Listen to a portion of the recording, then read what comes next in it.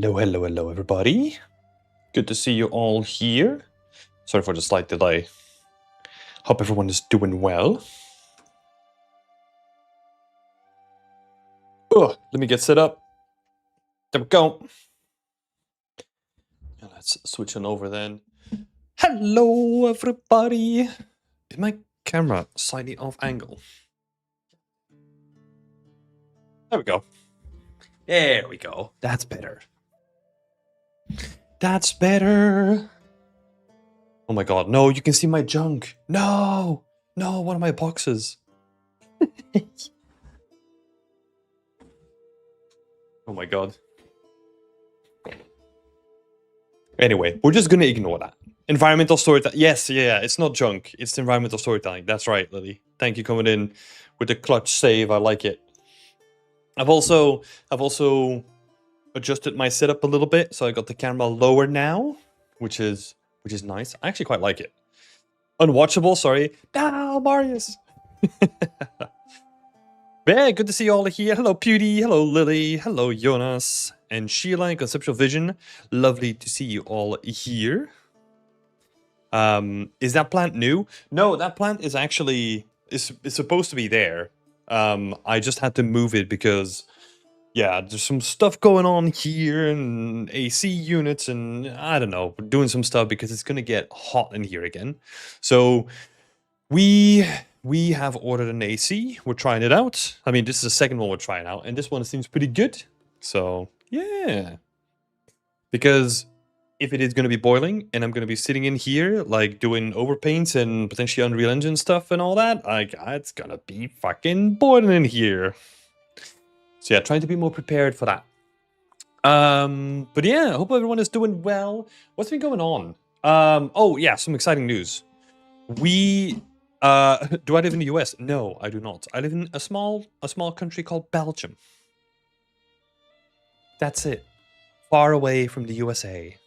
But we got some exciting news. Well, it's going to be invisible to any of you, but yesterday we had the first session of Academy.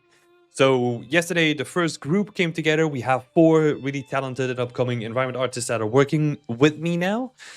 And we had our first session. I built a presentation. We went through the presentation talking about story, talking about scoping your environments and all those other things. So yeah, it was really fun session. I had a lot of fun. Actually, before the presentation, I was quite, I don't know, it's something new we're trying. So I was like, man, what the hell are we doing? You know, like the usual anxiety of like big stuff happening. But yeah, as soon as everyone jumped in, everyone was super friendly, had a really good time. So I'm really enjoying it. And I like the format as well. I think if we lean more into the format of like group sessions and have the group conversations and yeah, build connections through that way too. I think yeah, I'm really excited to see this going forward. But yeah, everyone has like really cool ideas, so I can't wait to show that off once we get closer to the end. And yeah, we'll see. We will see. I've also set something up on the website, which is not available yet, but will be soon.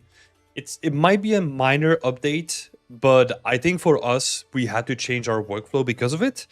And it is patch notes. Going forward, at the end of the month, we're gonna basically post our first patch notes. That's what we're calling it, right? Because we love game dev, we love games and all that kind of stuff. So it's basically going to be an overview of all the changes that we've been doing, especially for website related stuff, right? Because I want to give like more visibility into what we're doing, because last month we've already done a lot. So I did like a little test run of setting up the system, and there's already so much that we've done. And I think it's going to be more and more important into the future, because we want to add not only Academy stuff, but we want to also add publicly available resources and all that kind of stuff too. So yeah, we're gonna be setting up like an update system so that it can be up to date of all that is going to be happening.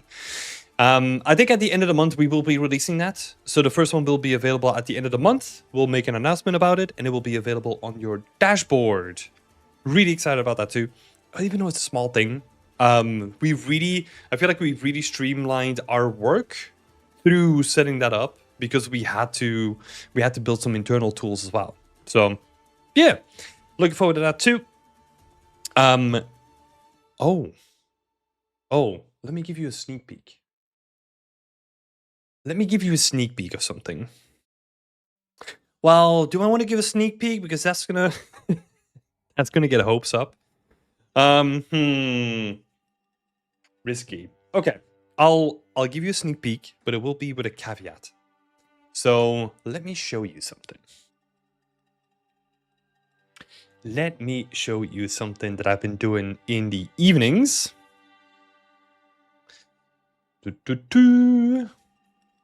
Like I said, I'm just gonna give us a quick sneak peek of it. Let me see how I approach this, right? Let me show you an image first. Let's start there. So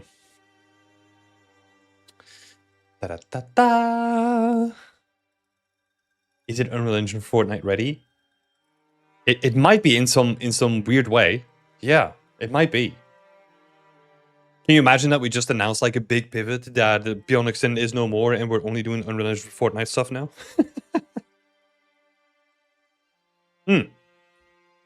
It is this. I'm gonna be very sneaky about it. So I'm gonna do a little bit of a snippet. We're gonna be doing this, and I'm just quickly gonna share it on my main screen.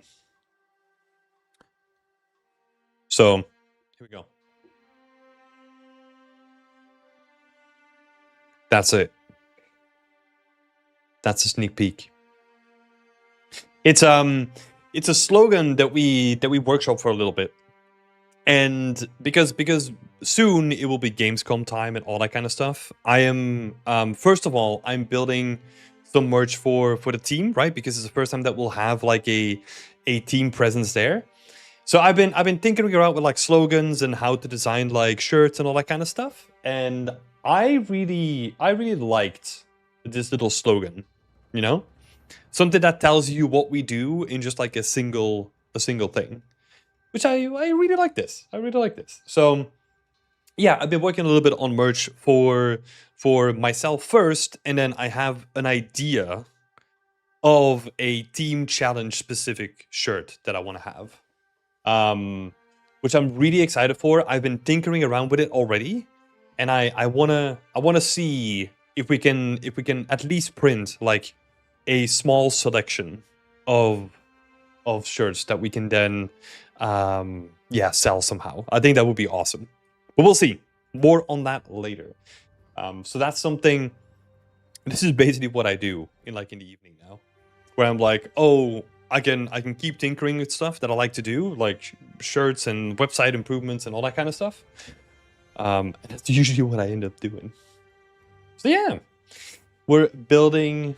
We're making some shirts first for Gamescom for the team, and then potentially a little bit of a trial for some additional merch out there. That would be fun. I would love to do it. No ETA on when that's going to happen yet, but we would love to do something like that. Yeah, what else have been happening? Oh, we had like a nice get together with the community today, like a little impromptu one. But I do want to organize more of them. But we had a look at the. Well, I think we had a look at the first half of the State of Unreal presentation that was happening today. We kind of stopped because they were going into like source control improvements, even though like I liked what they were showcasing with like their own source control solution, right? Because that is very relevant for the team challenges that we run, right? But yeah, as an artist, listening to that part of the presentation, pretty boring, right? Pretty boring. But yeah, no, it was interesting.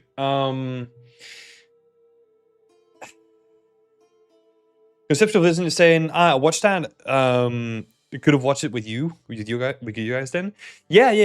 It's also because we didn't make an announcement, right? We were already in the chat, and then someone said like, "Hey, State of Unreal is happening later today," and then we just ended up watching with like some people coming into the chat. But Yeah, it would be cool if we can do this sort of stuff more often in the future, and then we'll be better prepared for it. So yeah, keep your eye on more announcements for that in the future as well. I think that could be fun. But yeah, it was interesting. Like, so in general, you know me by now, right? You've watched these streams. You probably not the first time that you're gonna be here. I'm pretty, what should we say, sober about these things. Um, oh, MH, did they really shut down the chat midway through the presentation? The chat was so bad. Um, I hate to ask the question, but my curiosity is kind of killing me. Why was the chat so bad? Because I wasn't paying attention to the chat. I almost never do, because I feel like no matter what you present these days, if it attracts a crowd, it's gonna be chaos regardless. um, but yeah, it was interesting. So I walk away from those presentations being sort of conflicted, right? Of course, we saw a bunch of AI in there that was gonna be on the table, right? And they were kind of sneakily like walking around the idea of like generating assets and all that kind of stuff, right? I feel like they had to show it, but they did it in such a quick way that it was just like, oh yeah, here's a tire. Oh, but then we can also use mega scans, you know? So it was kind of like, it is there for people that are looking for it, but then we don't want to piss off too many artists, so we're just gonna keep it like really, really small and compact, right? We're not gonna dive into it too much. Um, I think we also had a conversation about it, like, who is this for, right? Because when we saw like all the AI tools come out, right? Like all the tools of making better blueprints and making more like better intuitive code and making tools and systems and all that kind of stuff. I can kind of see the use case, right? That makes a lot of sense. But they opened the whole segment about that for set dressing. And then I guess if I'm trying to be somewhat, I don't know what the word would be, but like generous, let's say. Let's call it generous. I think it's for people that can't do art to then have an opportunity to do art, right? So like set dressing for ArcFizz, but you don't know how to set dress for ArcFizz, like that is simple enough, right? Like you can just put in a prompt and it can do like sort of set dressing for you. I don't really see, let's imagine in a game scenario, let's say you're working on like an open world game and you then want to tell very specific things, which is oftentimes the case. It's not going to be good at that. It's just not. Like there was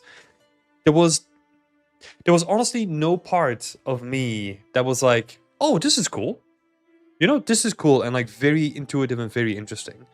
The first gut reaction that I had was like they were typing in a prompt to place 5 assets, and I was like, I can do this way faster by just dragging stuff in from the content browser. Like, I don't know. That was kind of already defeating the point at that point, right? Maybe when it comes to the part where they were constructing the like a bigger world, right? Doing that part of generation to get like the initial layout of a city or something like that done. Sure, I can maybe see that happening, but that was mostly procedural anyway, if we're talking about like, you know, like cityscapes and all that kind of stuff, right? If it is about, let's say, a top-down game where you like, I don't know, have cities to run or something like that. Either you build them yourself, or it's going to be like a procedural based system or like a very advanced tool, right? Yeah, because even if you think at something like GTA, right? Like a lot of that is like painfully and artistically handcrafted, right? Because you just can't rely on first of all procedural tools and then also AI tools. Same thing. You just can't rely on them because there's just too many different use cases and too many different ways of using those tools to actually have yeah, all your bases covered. So I'm always so confused when I see those things. Like honestly. So the conclusion that I kind of came with was that it wasn't really meant for game art. It was more meant for like ArcViz or pre-rendered stuff, or maybe some like virtual production or whatever, right? But nothing about that was really speaking to me from like a game art perspective. MH is saying they released a concept thing with AI video yesterday, and honestly, this is the most ethical professional use I've seen in AI, and people are still mad. I honestly don't get the hate. Well, I think here's the thing, right? Like, if we have to understand the hate where it's come from, is that no matter how you use the tools, the data set that it's usually coming from, I don't know what the data set is for, like, you know, Unreal Engine stuff. But the data set was corrupt from the beginning, right? Like, it was trained on copyright gotten like materials and all that kind of stuff, right? That is still why a lot of people carry this with them, right? It's soured from the beginning, it's exploited from the beginning, and then they just pretend that, oh, there was no issue with it, so we're just going to continue using it, right? But yeah, even the concepting video, we saw part of that too, right? Like they showed a little demo of like a little what was it, like 60s or 70s like garage where they did some like real-time concepting and all that kind of stuff. Yeah, maybe I can kind of see it in the sense of you can use it for like previs, right? I'm talking about the earliest stages of development where you have like 5 people building out the main thematics and the spirit behind the world, right? And then maybe because you just want to have more ideas on the table, that's where you use AI to a certain degree in the process, right? And I think after that, I would currently make the business case that there's so much anti-sentiment from gamers. I'm not even talking about devs at this point, right? That it is honestly not worth it to dive into it from a business perspective.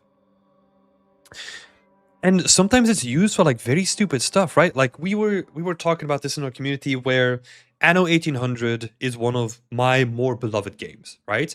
And the reason why it pulled me in the beginning was because the concept art was so beautifully done. Sure, I am biased because at that time I was working at Ubisoft and I had a visit to the studio that was building it, and I met the person who was doing like the main screen like concept art and all that kind of stuff, and we talked to him a little bit, right? So sure, there's some bias there, 100%. But to me it was like, oh my god, this feels handcrafted. It feels inspired from like the masters of art and all that kind of stuff. And then with Pax Romana, what did they do? They replaced some of their most beautiful artisanal like stuff with AI generated things, and then they just painted over like a few things, like a couple of spots in the canvas, right? I don't know. That kind of defeats the purpose to me. Because sure, there's something about like productivity and speed that can be said, right? But it's not all about that though. At least it's not to me. And of course, I'm an artist, right? So I'm going to be biased against it. But yeah, let's see.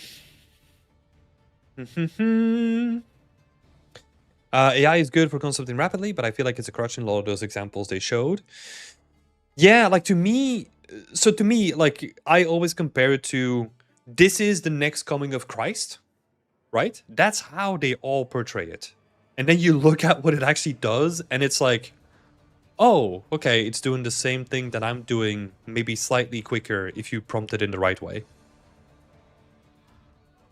Okay, for concept art, maybe not, right? Like concept art, if you want to do like a detailed marketing piece, for example, that takes a lot of time where you can just, I don't know, for sake of argument, just like bash it together with one prompt or like a couple of prompts, right? But I don't know, I'm never really impressed if you cut through like all the marketing stuff about it. MH is saying, but the amount of third-party materials concept art is used for concepting but photo bashing is almost the same idea. I don't think that most people understand what concept artists do usually. Well, yeah, but this depends on like a lot of games, right? Like in that case, I know. Well, I'm speaking about like specifically that use case, right? A lot of that was like hand painted, you know. Sure, like a lot of concept art now is like using 3D bases. I think honestly, like photo bashing might not actually be the most common use case at this point. Or maybe what they do is 3D base, photo bashing on top of it, and then, or not even photo bashing, they just have like tidyable textures and all that kind of stuff from like a library, and then they paint on top of it, right? So yeah.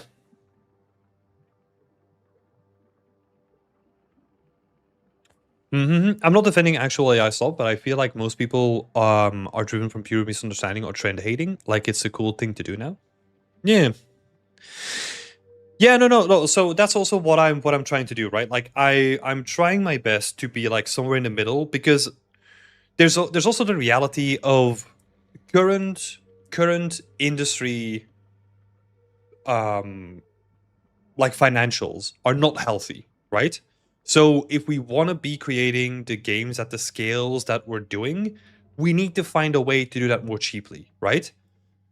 Or we need to find the lever that we can find a dramatic increase in the revenue that we can find, right? But if you look at all the data out there, we're really struggling to break into new markets. The existing markets, they're shrinking and all that kind of stuff, right? And then if you look at the levers that we have to decrease the production, the spend on production, most of that is going to come from just especially open world games for artists, right? Because they're so like, or from labor in general, I would say, from the developers, right? So yeah, like of course that means that developers at large are going to be at the front and center of like, okay, how can we decrease the cost there, right? That's, for example, why we see this move currently of a lot of layoffs happening, because I think that is largely driven by that, first of all, right? And I think the idea behind that is that you shrink your core development teams at like really expensive locations, you keep a core team, and then you just try to outsource even more than you were doing before, right? That's also a way of reducing the costs. But we were doing that to like a certain degree already, so I don't know if that's going to be like the saving grace of the industry, right? So no, I appreciate you bringing that up. I think it's always an interesting conversation to have, even though, yeah, it's a very divisive topic, right?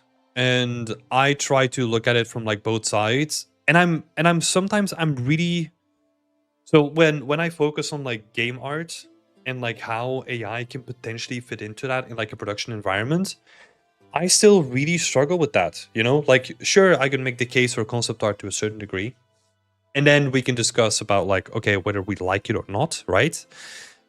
Because then you're still running into the case that people hate it, whether that's justified or not, right? So do you as a business then take into account like the risk that brings? And you can still decide to say yes, but then that's going to cost you money, right? That's the thing, right? Like whether the outrage of people is justified or not, let's put that to the side. You're still taking a risk as a company by including it in your product, right? From a business perspective. Yeah, Conceptual Vision is saying your Christ comment is spot on. That's what humans do. They create a god instead of taking responsibility, and this is what AI is in a lot of cases. Not all, though. Yeah, I mean, it's just like the next trend, right? Like, I don't want to make it seem like this overly religious thing either. It's just like the next trend. Everyone is dumping their money into it, and it's kind of like a self-fulfilling prophecy, right? It's just like a circle of money that's just flowing around. But I still want to see... there's still a part of me that believes that we're at the end of the massive hype cycle that is happening currently, and I can't wait for that to be over so that we can actually have proper conversations about like what the tools actually do and what they actually bring to production cycles, or how they can improve like my work and all that kind of stuff, right? Because there are use cases for it. But yeah, we need to get clear air before we can discuss those things.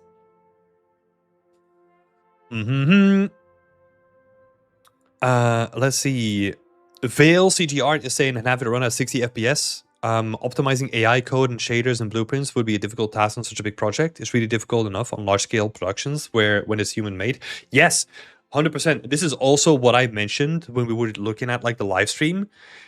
I was I said this to everyone there, right? I don't know how I said it specifically, but I said like imagine having to work on IP, like the next game in this IP, but the first game in that IP has been largely vibe coded. And now all the original people that have vibe coded this thing together don't know what the hell they're talking about because it just works. And then maybe an experienced programmer, sure, we're still going to have experienced programmers here, but a part of that team is always going to leave anyway because that's just a cycle of the games industry. And now you come into a code base, for example, that is just like largely vibe coded together. And I cannot imagine having to deal with that bullshit.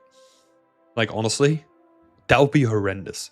Or like even imagine it from like an art perspective, right? Let's say you come into a project and 90% of the assets are 3D generated, right? Messed up topology and all that kind of stuff. And now you have to make a DLC for that game, trying to adjust the already existing assets for that game in some way because you want to save resources, right? There's going to be none of that. That's not going to be a thing because it's not made with that in mind. It is just made with the end result of like, hey, look, I need to take this thing and I need to smash some vertices into each other so that it looks representable, and then we kind of optimize it for getting it into game, right? That's not going to work if we then want to build a sustainable modular system that we can use in next entries for that game, right? Because with traditional games, what you could do is you could take, let's say, a modular kit that worked really well for the last game, maybe update the textures a little bit, and then you can just straight up use it in the next game, right? Especially if the setting is the same.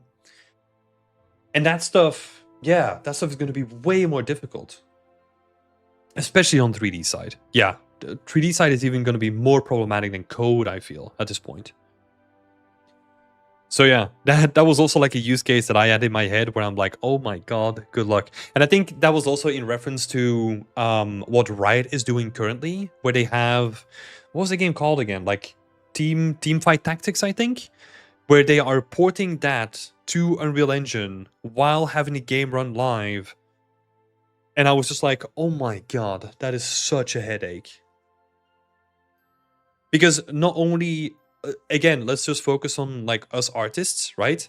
Normally you produce your assets with a specific workflow and like specific texture settings and all that kind of stuff in mind because you know how that looks in like Engine 1. Now you don't only need to make that for Engine 1, you also need to do that for Engine 2, right? Sure, PBR technically should take care of your textures and materials being like somewhat intact, right? But if you have very specific settings, you might have to tweak all those things in the transfer, right? Oh my god, I can't imagine the pain that is. So yeah, best of luck to that team. Shiro is saying, hey, perfect stream for working on the portfolio. Hope you're doing well. Yeah, thank you for joining, Shiro. Best of luck working on the portfolio. And I hope you're doing well too. Conceptual Vision is saying, my problem with AI is that art to me is communicating between people, not between machine and people, although the argument can be made that a human can guide it, so I'm a bit on the fence with all that. Yeah. The issue with that is that feels like we're talking about like gallery art, right? Because production art to me has always had this more functional aspect to it, which makes it easier to me, which makes the transition for me easier to then take that and then sort of manipulate it with AI somehow, right? Whereas sure, if you do that with like gallery art, right? Like traditional gallery art, that is way more difficult, right? But yeah, it's an interesting thing. Like, because there's a part of me that agrees, but I'm also very production oriented, let's say, right? Of course, working 10 years in the games industry. So yeah. Because to a certain degree,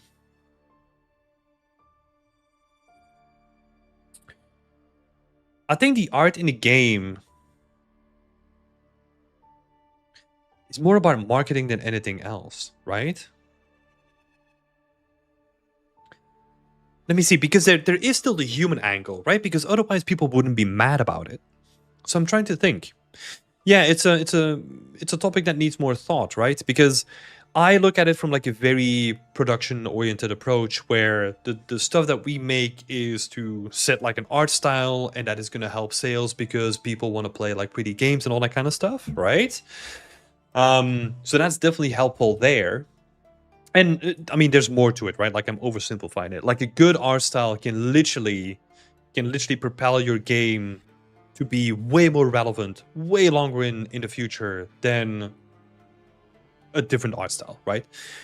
But yeah, there is an undecided like human angle to it too, right? Because otherwise we wouldn't see this backlash on Steam where people just don't want to play AI stuff. Yeah. Yeah, I guess we'll have to see where that goes into the future, you know?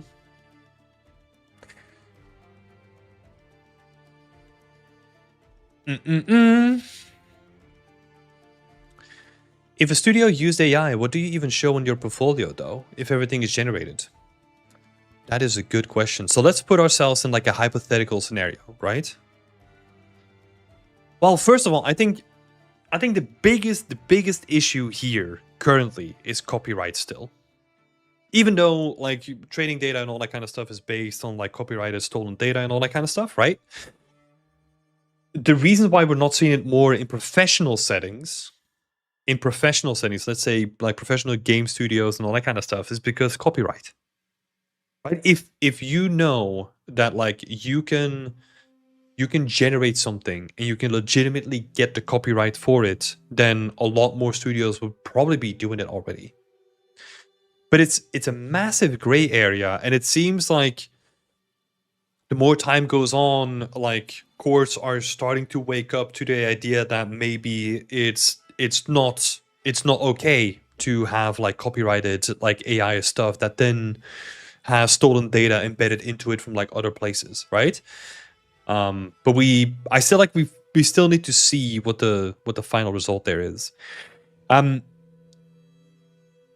That's why I can't remember when I said it. That's why I've always found the idea, just the idea of, let's say you have a company that has a lot of legacy content, right? Let's say Ubisoft, as an example, or EA, or any big game company that has been around for a long time. Let's say they don't use any public data, but they just use their own internal data, right? It's impossible. So, Sana, oh my god, I'm mispronouncing that. Sanadalovic is saying it's impossible for it to function without the problem. The sample size the data is trained on would be nearly enough without the theft. Yeah, I think that is what I assumed to be the core issue as well. But you then still have Ubisoft coming out recently with like an AI-based tileable texture generator, right? So I think we're seeing very specific training sets with very specific large language models training against it that spit out like very, very specific results. I think that might work with like smaller data sets. But yeah, so let's assume that's the case, right? Let's say you work at a company where you are generating models. What would you put on your portfolio? That's a good question. Because I don't think at that point, and this is also an argument that we had, or a discussion that we had in the community, right? Where what I said about this topic was that if your job depends on you prompting a thing and then maybe having specific prompts, right? Why would I hire you? Like, that's a legitimate question, right? Like, why would I hire you to type in prompts when I can just let a computer do those same prompts as well? Because you can have AI agents now that do those prompts for me, right? So why would you then get hired? Acerola has a great video on the topic. I highly recommend it. Cool Tech Arts channel. Ooh, okay. Let me make a note of that. Thank you for the recommendation.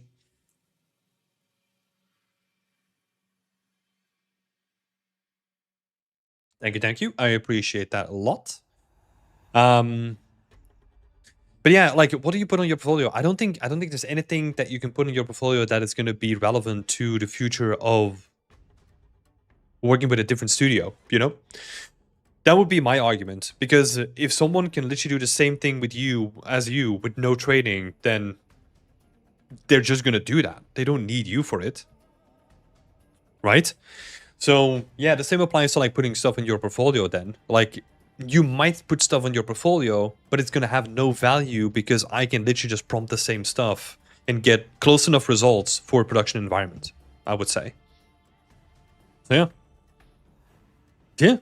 And Marius is saying probably the prompt. Yeah. At that point, remember there was like a sliver of time, and I don't know if that's still around, but there were people that were calling themselves like prompt engineers. Yeah, where are they? I think if we're talking about like job eradication, I think they might have been the first one to go. Oh yeah. That kind of bit them in the ass, I think. Conceptual Vision is saying there's always a possibility for AI pollution messing with the data set, which is kind of frightening. Yeah, and there's also like intentional data pollution happening as well, right? Like this is something that we see with something, I think Kara is the platform, right? Where they have built in protections against like scraping, right? So if you scrape those images and they end up in like a massive data set, if enough of those images get into a data set, then what happens is that it can have this possibility of like pollution, right? Yeah.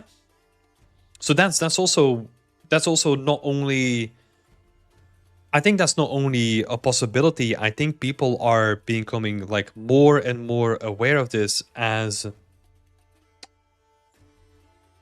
more of the AI industry is threatening to take their jobs, right? Yeah. Marius is saying some AI guy complained about creative block. What the fuck is this about? And then Unearthly Whales is saying I think he means a writer block at that point. Yeah.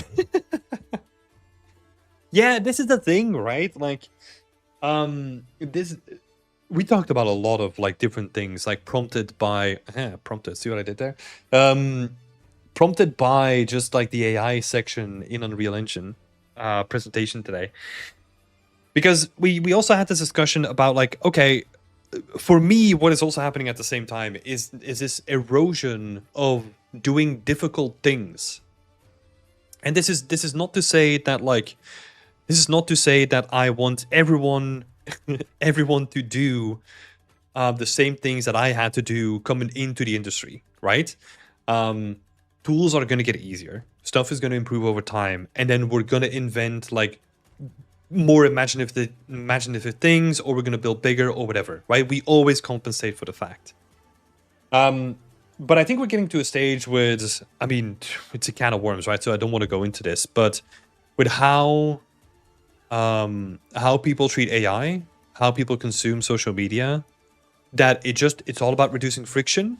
So at a certain point, there's just we're raising a next generation that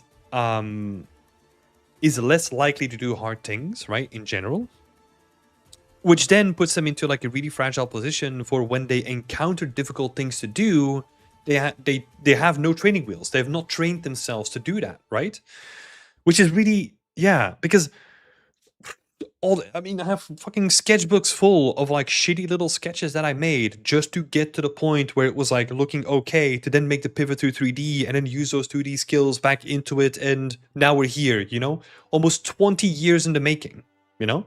I'm not saying, again, I'm not advocating that everyone needs to do 20 years, but there is something about like doing a hard thing and realizing that there's like something of a reward at the end of it, that you can work towards that, right? Just the idea behind it.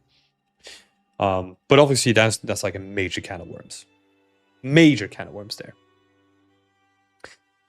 Because I think we're definitely going to see a bounce back for this as well, right? Yeah, Conceptual Vision is saying Leonardo da Vinci had like 6,000 notebooks. A notebook is indeed the holy grail of creativity, I think, the process of taking notes. Yeah, and there's something about the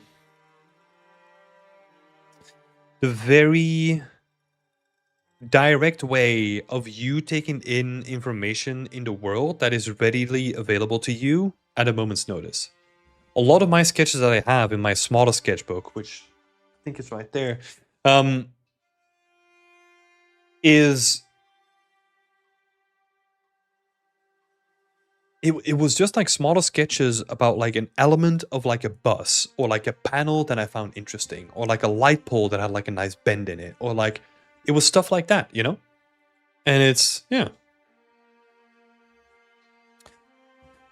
The main danger is getting a AI will fix it attitude. Does you never really learn and improve yourself? Yeah, exactly. Because I've always said this on this channel, right? My artistic journey was as much about learning the technical skills as it was about like self-discovery. I've learned so much about myself during this journey that I was on, you know? Because there was a time where I didn't want to do jack shit, you know? I sucked at school. I was just drawing all the time. I was ignoring my classes. I dropped down to like the lowest grade possible in Belgium. And even there I failed, you know, I doubled classes and all that kind of stuff. Yeah. And I think that is also like the human experience, right? To then realize that like, okay, there is something that I can do to then turn it around and then do really hard stuff and get over it. And then just realizing slowly but surely, small step by small step, just being like, okay, maybe there is something that I can do. Maybe there is something that I have to contribute to. Maybe there is something that I can build. Because, yeah, I mean, we're seeing it all already, right? Man, can you imagine just being in that situation where you're really vulnerable and then the only recourse that you have is to ask an AI? I cannot think that has like good results. That part really scares me too. Yeah. Anyway, massive AI ran over. I do have to say, E-Day was looking really good. I'm a massive Gears of War fan. I know this was a sudden transition, but we're dealing with it. The new Gears of War game is really good. I really love the game. Like I'm an old school like Gears of War fan, so I'm really curious to see what they're gonna do with it. Yeah. What else did you show? Oh, Tor Frick came on stage, and apparently people in the chat were really excited for him to come on stage because he was like a really handsome guy. That was pointed out by some people that we were talking to in the community chat. So apparently that's a win for Tor Frick. So congratulations on that. But no, it's always interesting to see what they're doing. So Tor Frick runs yeah, Tor Frick was on stage. Yeah, he was on stage because he runs Neon Giant, and they're making their new game, No Law, I think it's what it's called. And it looks really interesting. It looks really interesting. I love the Ascent and what they were trying to do there, and I also love the technicalities behind it, right? Like the smart reuse of things and like how smart they were with their pipeline for that game. It's really interesting to watch. There's like a GDC talk about like how they built that game. Really interesting. And it seems like that philosophy has now carried them into the world of like No Law.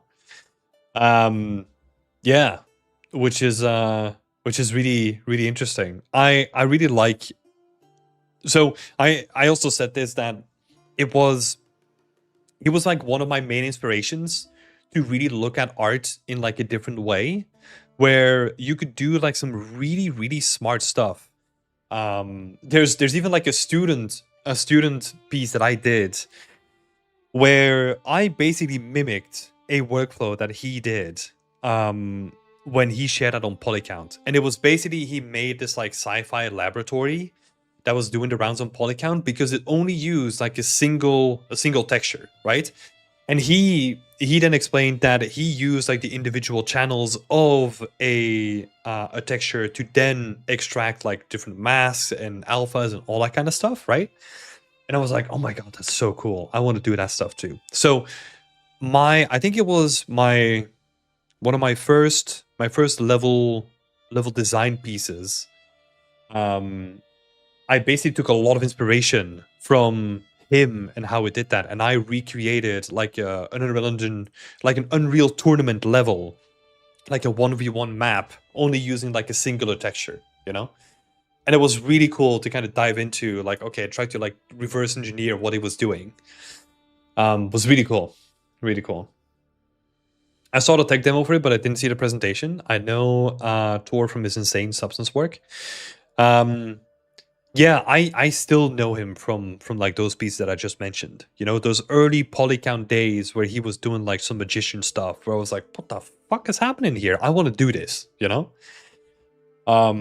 Yeah, so that was awesome. Was awesome. And I loved the new game. Like the visuals, the density of it as well, and they're really ambitious about it too. So, yeah, props to them. Definitely a game that I'm going to be keeping my eye on for sure. I remember him using Modo to the fullest. Oh yeah, that's right. He was. Yeah, was he using Modo? Can't even remember that. I'm so struck. I'm still so starstruck by like the one texture environment that he did that I was like, oh my god, I need to do this. And then there's other things where he also did like the dual cannon tanks in like Fallout 3. I still remember that as well. So he did those as well. There's only a couple of them in the game, I think, but I don't know. Like it's just like weird little things that like stick with me. But yeah. Yeah, it's one of those things where one of those people that I really looked up to when I was coming up, you know? Let me check. Oh yeah, that's right. He did like all the space corridors and all that kind of stuff. Yeah. That's right. Yeah. Oh yeah. This is the one that I'm talking about. Let me bring it up on screen. This is some old stuff. This is UDK, right? You can't download this. I was about to say, yeah. Is that boo? It's no longer there. But all of this is just like, what was it? The entire scene uses two 256 by 512 textures. So one for diffuse and mass and one for a normal map. So one texture is basically just like a normal map. That's it. And then he just made like an entire environment out of it. And I saw this when I was a student and I was like, I want to do this shit. This sounds awesome. And I think ever since then, I've been whenever I do like personal work, I like to explore like how I can improve the workflow, right? And that's kind of how I got to, instead of doing RGB masking by going to like Substance Painter, baking masks and re-exporting masks and all that kind of stuff, I was like, okay, what if I can store that data somewhere else by using Vertex Color, by using the modeling tool, storing all that data in Vertex Color instead, and then building masks that way, right? Which means that instead of having this additional Substance Painter that you have to go to for every asset that you make, you can just do it in the engine. It's like a one-click thing. It takes less than 1 second and you're done with texturing, right? If you set up your materials correctly. And I think that philosophy, I think I got largely from Tor Frick and like other people like him, you know? So I don't know if you're ever going to see this, Tor, but yeah, thank you so much. But yeah, massive shout out to Tor. Is the tank in here? I'm curious.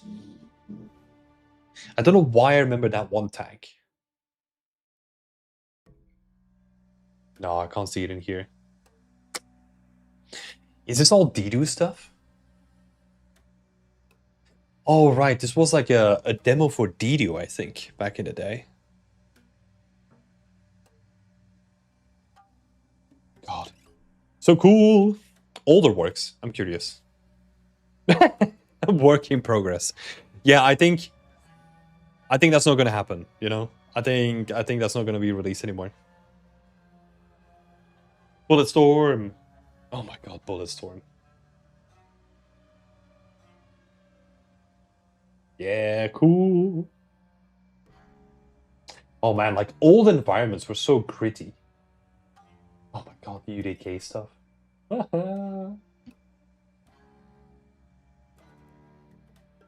Let's go. Tutorials, let's have a look. Okay, he still has like his tutorials up. Cool. Oh yeah, that tank. Yeah, that's a blast from the past. Yeah, 100%. Yeah, and like it's interesting. This was one of the people that I really looked up to. And this has come. Oh my god, where did I first find out about him? Was it Polycount or was it a book? Because I think it might have been like a 3D modeling magazine. Honestly, if I have to think back, I think he got featured in a couple of them, and I was like, cool, I want to do that. But yeah. All right. Enough yapping. Let's switch it on over. We have to talk about some feedback. So, you know the drill. If you are here in chat and you want to be seen first, raise your hand and then we can look at your work first. Oh, we don't have Alejandro here, so it's going to be a slow day, huh? With the hands.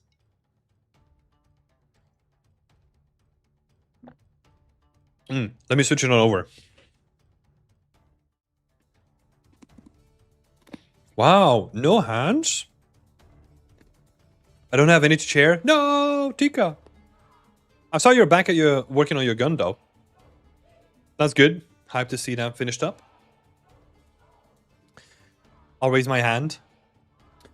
How dare you? Raising your hand and not asking for feedback. Back in the class.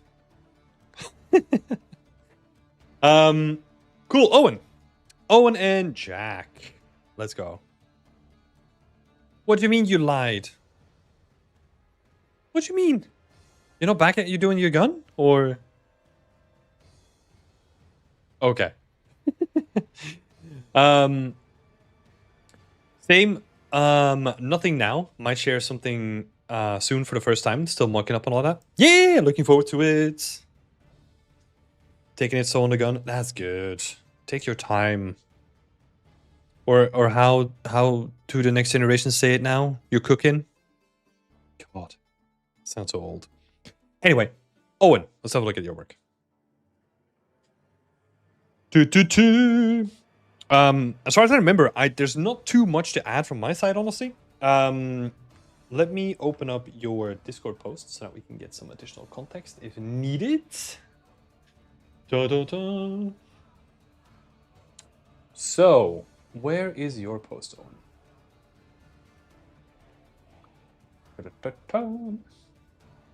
Cool. So, wrapping up the exterior scene, I'm going to send it over to the rookies this weekend. Awesome. Good luck. How does everything look? And any last minute changes you would suggest? Okay. If we're talking about like last minute changes, and this is going to come up a lot during this session, we're going to be talking a lot about post-processing and lighting and all that kind of stuff. But if you're thinking about like last minute changes, just focus on refining the lighting, right? I would always do a couple of things. Check your values, which means you just take an image, you just turn it to black and white, and make sure that your values are like balanced properly, right? So that if you know that you want to have people looking at the door where like the truck is, that needs to have a sort of different, well, in most cases, it's going to be like the brightest point in the scene, right? And then balancing all the other areas compared to it. So that would be a thing. What I also love to do is in Photoshop, because I prefer doing like quick edits in Photoshop, contrast, you know, like a little bit of lighting overlay, stuff like that, to kind of see how you can push it a little bit further. And sometimes with like very simple adjustments, you can then take it back to Unreal and implement that there. You can also use like a color lookup table, so like a LUT texture, to transfer your changes from Photoshop to Unreal directly, if you wanted to do that too. I got a couple of comments about the floor though. The open road. Oh well, first of all, before I get into that, I like the additions of you doing like a little bit of a sidewalk. You have like snow built up, like all this stuff. Looks really good. I like it. I think you did a fantastic job on that. Now it feels that we need to reintroduce some sludge and variation in certain areas here so that we can make it look more interesting, because now it almost feels like a street sweeper came by and like really cleanly cleaned the tiles or like the cobblestone, right? Which is not the look that you're going for, right? So introduce like a little bit of randomness by adding like a couple of patches of just like random snow. And then in between those patches have like a couple of sections where you do like an in-between paint where it's just like it's more sludge. You know, so we have let me pick another color. So the red color is snow, the blue color is blue color is sludge. And then you just have like a couple of areas where you paint in like a little bit more sludge. You know, and keep it natural, keep it quite random. And where you can, like, think about like how you want to control people going into your scene, right? So for example, this side alley, probably going to be more snow along the edges, which then also helps remove the distraction of being pulled into the side alley by the road, you know? So that's the way that I'm thinking about it, right? Like the snow and the contrast between the cobblestone and the snow is a way to funnel viewers into a location that you want to go for, right? So you can kind of see that if I do like a little overpaint here, I'm kind of doing this, I'm trying to set it up that we focus or force people or funnel into like the main focal point. So that's the stuff that I would do. Last minute, check your values, improve your lighting. I think there's something to still be said about like increasing the cozy vibes, you know, like from your reference. And that means maybe increasing the color intensity, right? Because yours feels more flat, where if you look at something like this, it does feel more vibrant and more cold as well, just because the colors are like a little bit more intense, right? But that mostly depends on the sort of vibe that you want to go for. So that's what I would focus on for last polishing pieces before posting it on the rookies. Honestly, anything that is simple to do but has a big impact, that's why I focus on vertex painting. You've got all the tools already, super simple to do. Lighting, super simple to do. Post-processing, super simple to do, right? Focus on those things because they have like a big impact.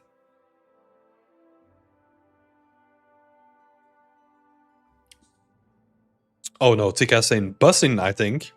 I don't know, I'm old as well. I'm glad we have something in common. Yeah, I also don't know. Let's see.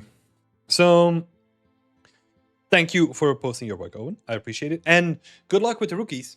I think you still have, for anyone that is still thinking about applying to the rookies, I think you still have 5 days, if I can remember correctly. I think it was until the 22nd.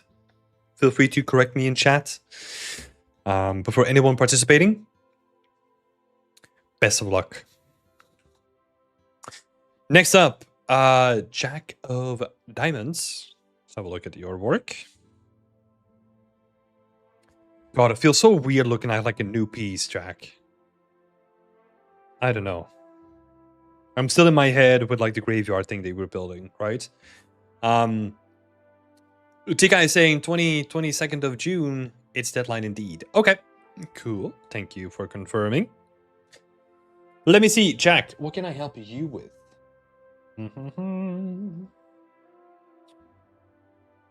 Where are you? Where is your new post? Oh, there we go. I'll scroll past it. Hey Tim, been a pretty busy week and I've almost finished the detail blockout phase. The biggest element that is still missing is probably the large tree in the background. As for overall direction and style, I like to create a diorama of a somewhat remote, slightly fantasy-looking workshop located on a small island. Oh, okay. What is... Wait, why do we have the reference picture up then? Let's see. Oh, I need to read first. As for the visual style, I like to aim for something close to the work of Diego Candia. Diego Candia. Cool. This does feel like it's like a miniature kit or something. I don't know. I'm getting like miniature kit vibes from it. Because it feels very modular by design. I don't know. That's what I'm getting at. Okay, I thought I'd love to hear your thoughts on the blockout as it currently stands, and how does the scene feel overall? Okay, so just some general feedback, how it feels. Let's move this guy aside. Let's give this some more screen space. Cool.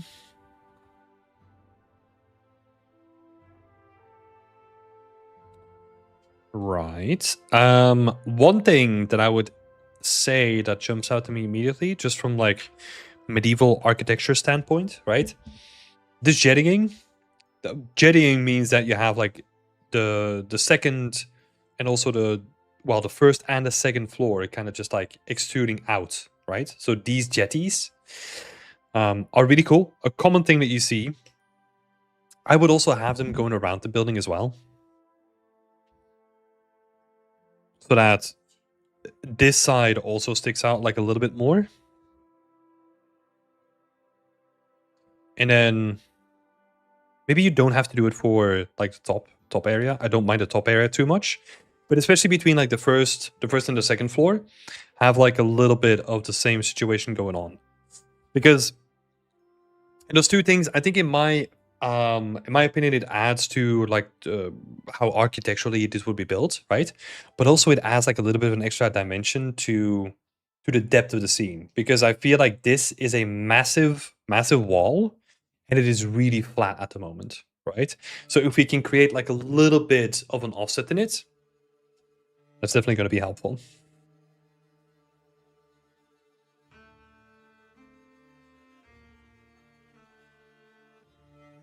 I know I just gave you like an annoying suggestion, but yeah. Sometimes I have to be annoying, you know? I feel like I'm annoying a lot of the time, so it's not going to be out of the ordinary. Jetty the first floor.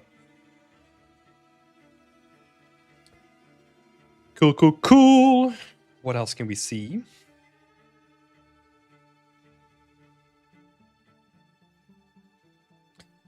The rest of the blockout is looking really solid, though. I like where this is going.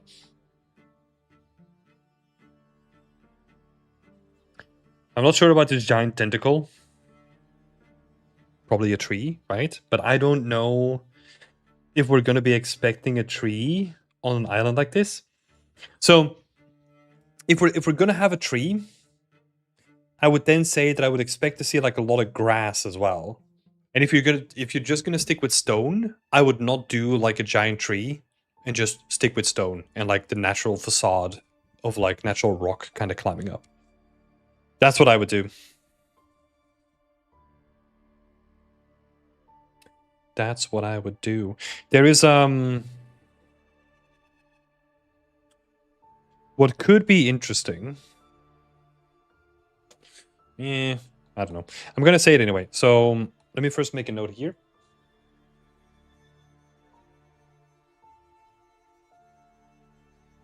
So yeah, tree needs soil,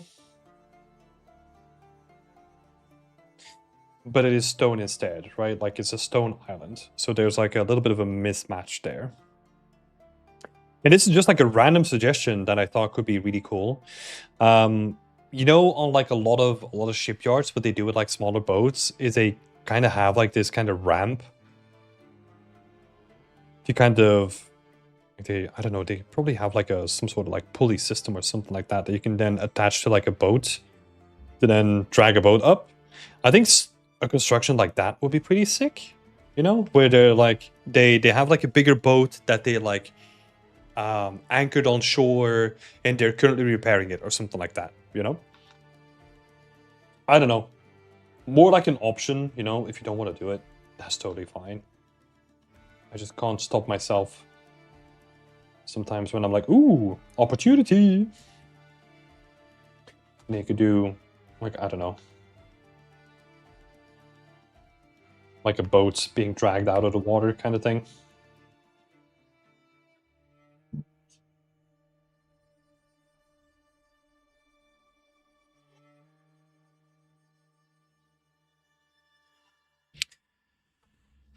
But that also creates some like nice variation as well, because you do have a dock here, right? So then maybe something like that could work as well. Although, yeah, it changes. It depends on the identity that you want to give it, right? So if you're like, hey, look, this is going to be a bakery, I would not do it and focus on bakery stuff. If it's more like a, I don't know, like a generic building, you can do this kind of stuff.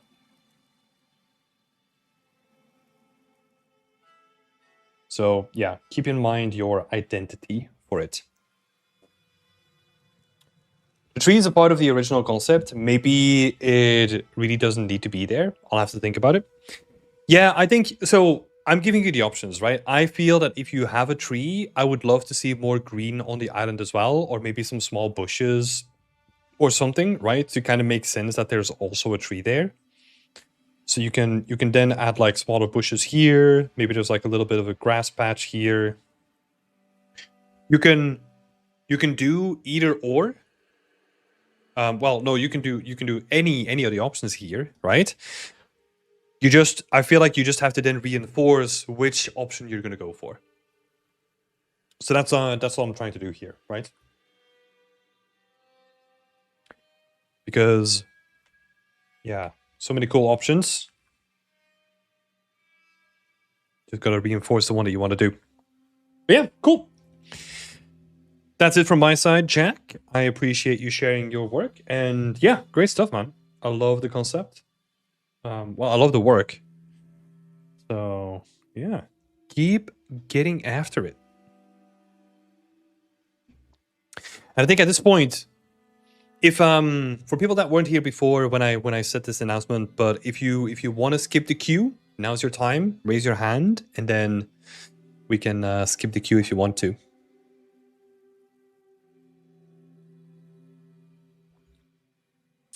No worries, Jack.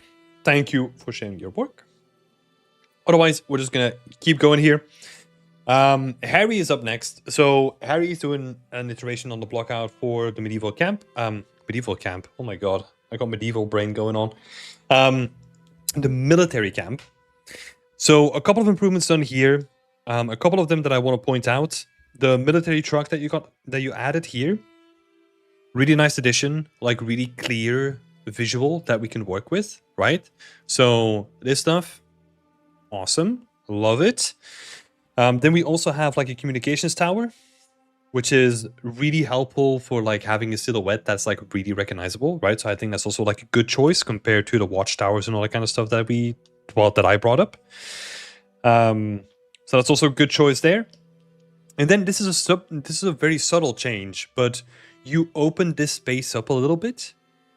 And I think this makes more sense and it feels way better as well. And now, because there's no massive blocker here like it was before, we're actually going to see a lot of light from this floodlight coming into the scene, which is then potentially going to highlight the little security booth that we have going on here, right? Which is nice. I like the way that this is all like getting together now, and it feels more clear and more interesting to look at. So yeah, I think you did a good job here. We've got some of the core elements going on. And I think if we then want to add stuff to it that is more military focused, we can still do so, because now it's more about the smaller stuff. So yeah, awesome job, Harry. Good update. I like it. Let me jump to a couple of ones that I found interesting. We're going to do a couple of them in sequence because they were talking about some similar ideas, right? So let me see. Yes. Okay. Let's start with Maddie first. So I know there's a lot on screen right now. I'll explain. It's not as daunting as it seems to be. We were talking about getting to the final stages of a project, right? Like focusing on, like, let's say you have 1 week. How do you spend the last week on a project? And the next couple of ones we're going to be talking about are all focused on that same idea, right? Final stages of a project. Where do I focus my attention? It's going to depend a little bit on project to project, but we're going to see very similar ideas pushed forward, right?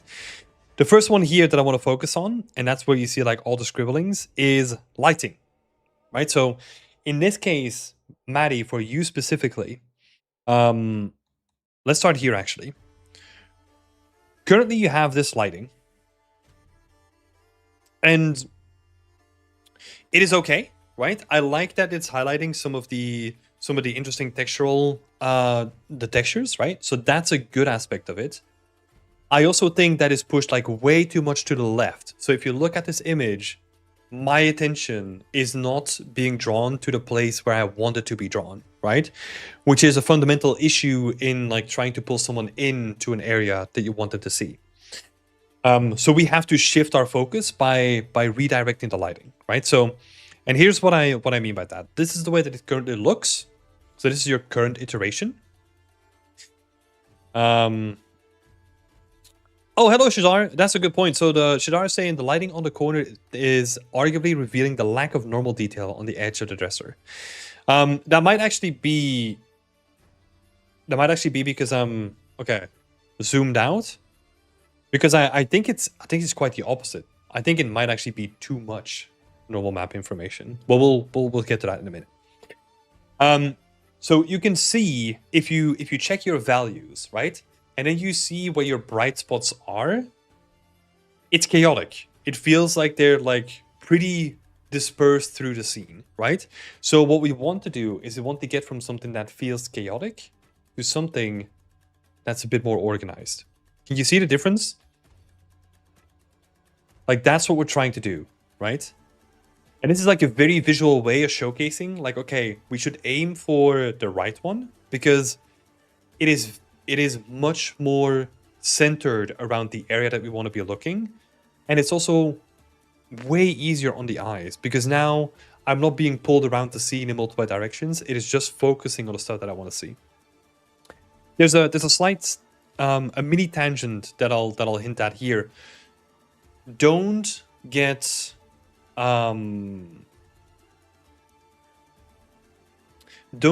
seduced by trying to do lighting to show off a prop that damages your storytelling.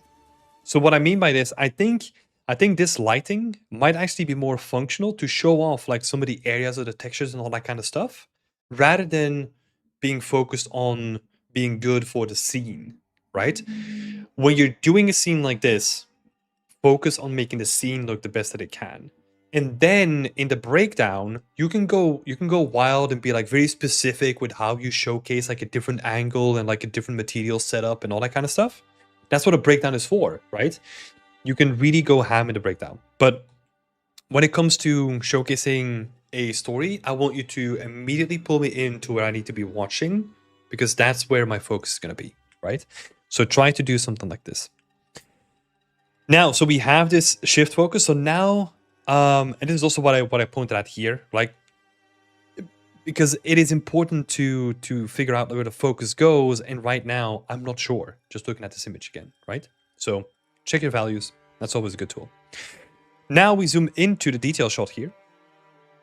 And there's a couple of things that I want to point out immediately. There's a lot of fakery happening with the lighting here. A good rule to keep in mind is wherever you have a light source, wherever you have, let's say, an Unreal Engine light source, right, like a spotlight or anything like that, you need to have a physical representation of where that light is coming from. You can, in certain occasions, have fill lights, but I would always assume them to be like pretty subtle, or maybe there's a light off screen that kind of makes sense for the scene that we're in, right? However, if we then look at like my sketches, you can kind of see we get like a glint of like a white light here, which is hinting at like, I don't know, like a point light hovering here, maybe. There's also like a point light somewhere here as well. And there might, I don't know, there might be a point light somewhere here as well. That's why this shot specifically feels really flat. Because first of all, there's too many lights going on. And they're all just like at the same intensity and they're just fighting for your attention, right? So what we need to do is the choice is very simple. Either delete those like light sources that have no physical light source, or make them so subtle that they're just used as like a fill. In that case, I would say don't use 3 individual lights. Make one bigger light that is more subtle and kind of lights the scene sort of as like, imagine like the moonlight coming in or something like that, you know? Use that to your advantage. Because I think you have something really cool here, like the candlelight. But it's like, it's just being drowned out by like all these weird fake lights that are not even in the scene, right? So focus your attention to this. And I mean, I did say that the candlelight has like a large impact, but I think that might just be because of all the weird like little additional lights. So let me...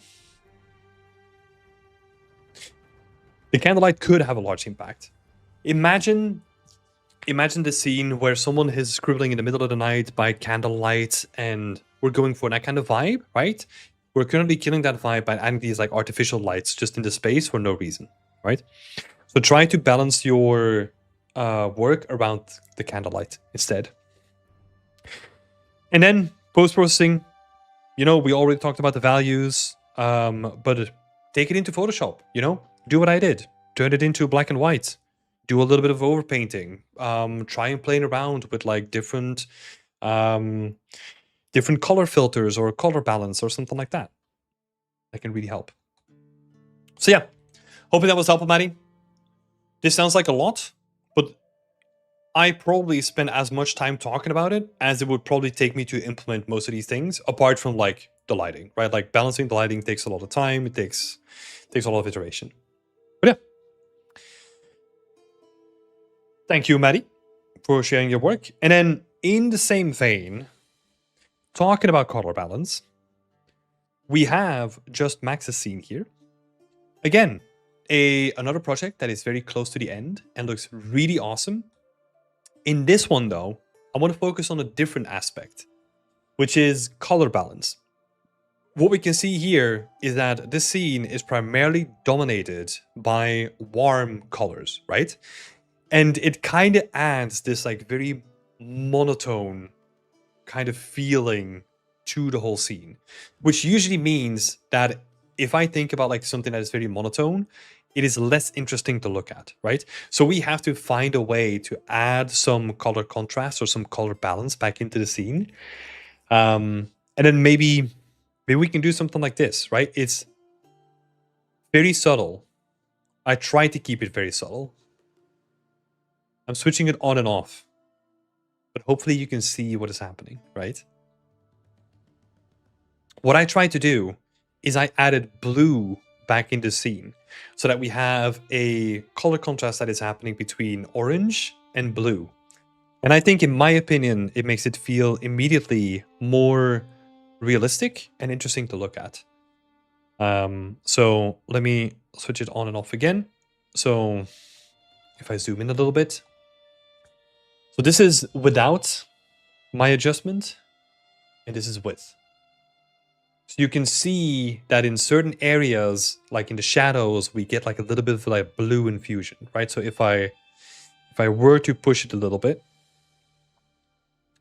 let's say we do this, and maybe I increase it in the shadow specifically as well. Right, so let me really make the point by like pushing it to like something that looks a bit too much, right? But just to illustrate the point. This is what we're doing, right? Our scene is dominated by warm colors, and we're introducing cold colors into it with color contrast. Okay, let me turn this back down.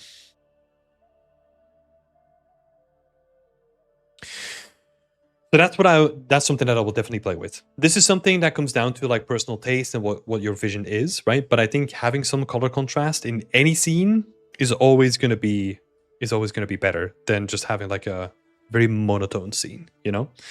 Usually a very common tactic is if you have like a lot of like warm light, like warm direct light, infusing your shadows with the contrasting colors, which is like bluish, right? Bluish or purple is always a pretty good idea.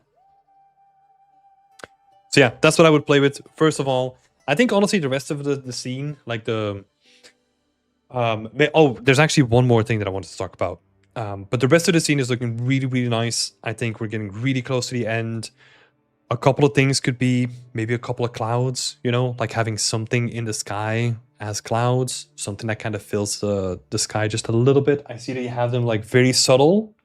Maybe just increase them slightly, ever so slightly. And then also, this is also something that helps a lot. Just the vignette. You can see what that does, right? We immediately go from like the surrounding elements being somewhat distracting to like focusing you more into the middle, right? So yeah, a vignette always adds focus to the middle of your scene too. Cool. Thank you, Just Max. And best of luck with closing down the project.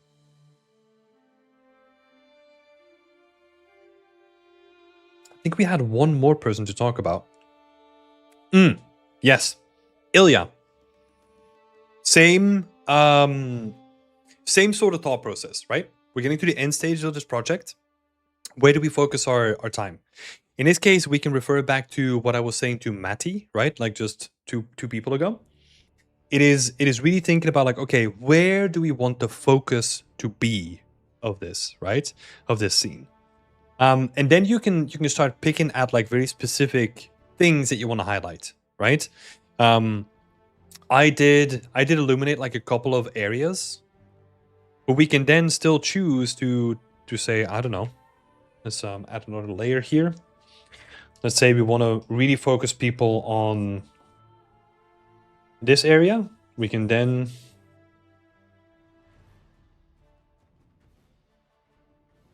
do something like this.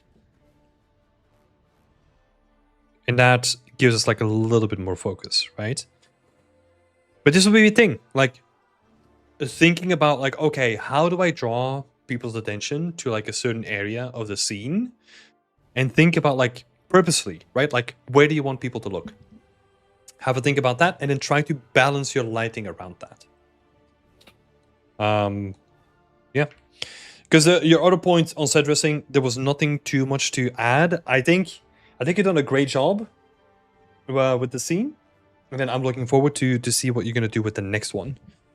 Because I'm really curious to see what the next one is going to be. Yeah.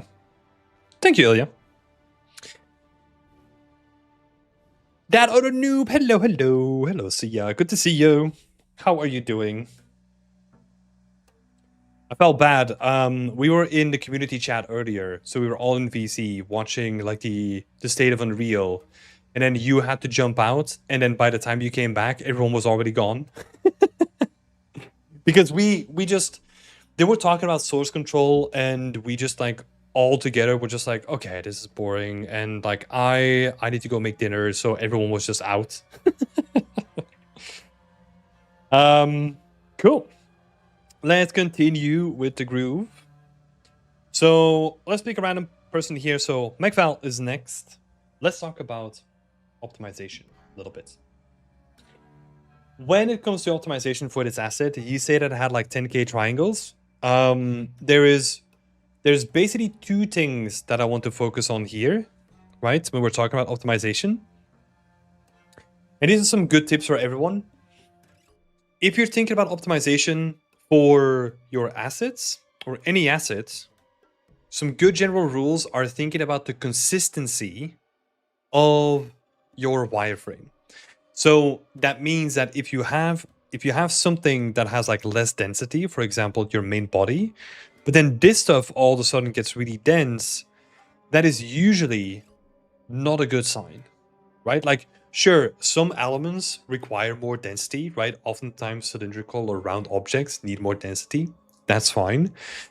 But yeah, if we're adding like all these little details and all that kind of stuff that doesn't really have like a big impact on the silhouette, the question to me becomes then like, okay, why are we not like focusing so much on like the actual silhouette here? For example, the corners, right?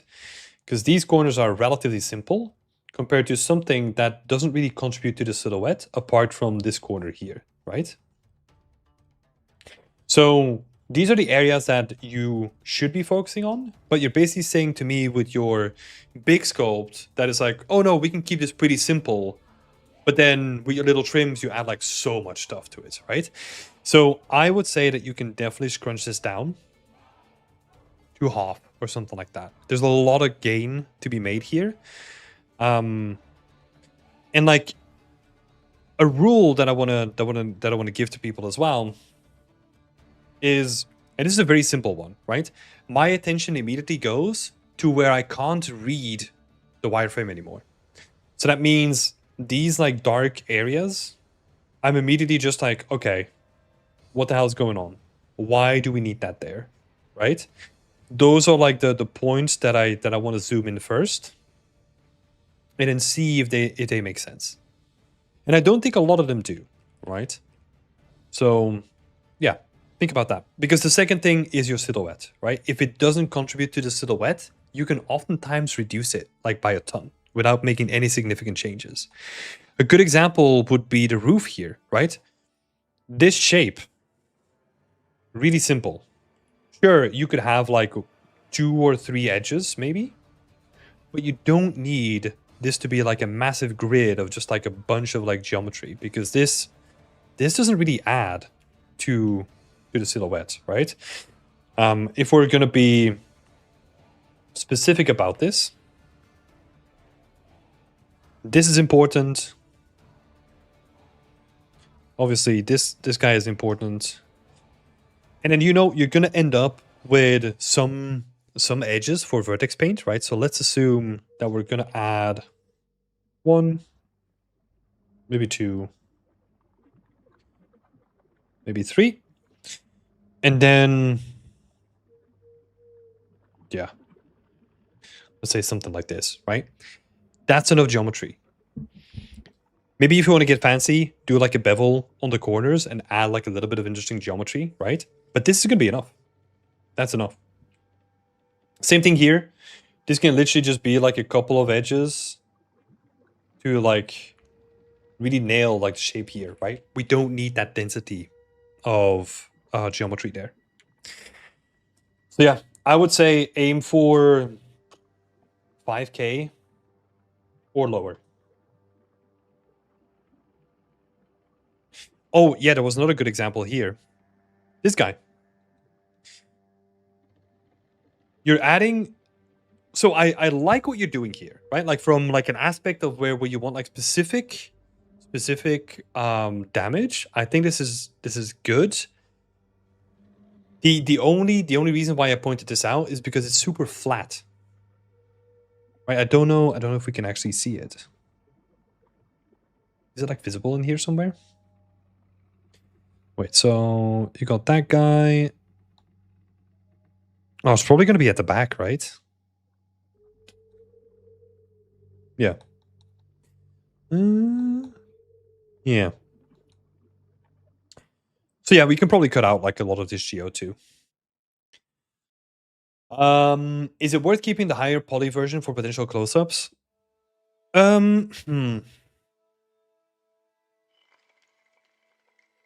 With the stuff that I just mentioned, you should be able to just do close-ups without any loss of real visuals, honestly. That's what I'm thinking. It depends on how close you want to get, right? If your eyeball is literally going to be on the corner here, then yeah, maybe. I mean, I would still use it as a backup, right? Like, never delete anything. Always have a backup of stuff. So just duplicate, move it underneath like the floor. That's what I tend to do. And then just, you can still have it if you want to go back.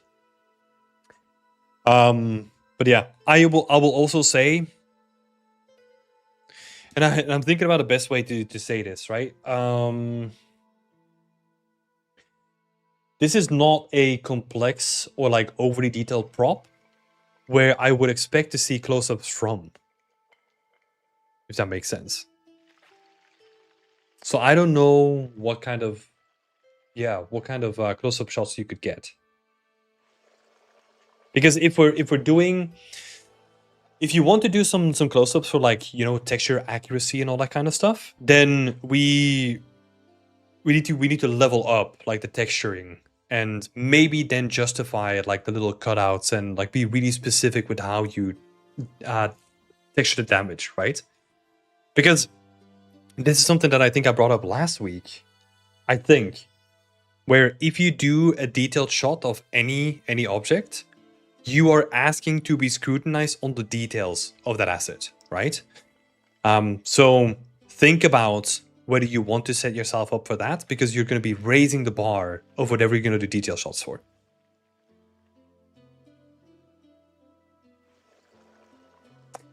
Want to do a few close-ups with some of the small assets that I scattered around the building?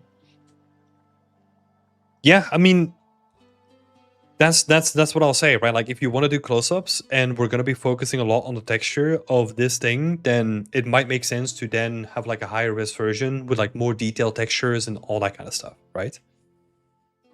But it's the setup that you have is going to dictate like how detailed you need to go, right? So yeah. Thank you, McFell. Good work. Keep it up, buddy. Let's see, Generius. This is probably going to be like relatively quick because I will also. Oh wait, let's. Shazar saying incidental temple along the path rather than a focal point, a monument of prominence. Looks like. Tailor the story around that. It looks good though. Keep it up. Well, yeah. The story, or not the story, like the environment that McFarlane has been building has been going through some changes, right? So yeah, it started out as a temple, and I don't even know, is the temple still like planned later, or is this it for the scene, McFarlane? I'm curious.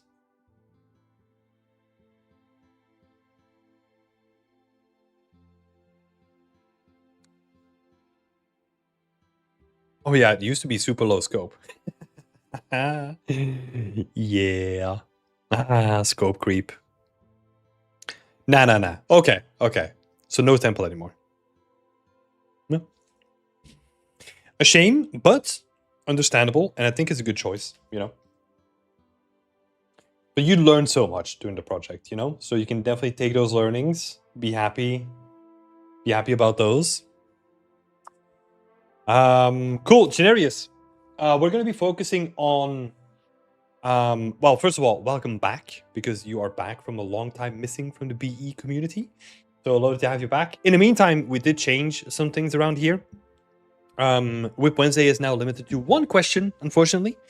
So I chose the presentation because that is probably the one that I'm most equipped to talk about.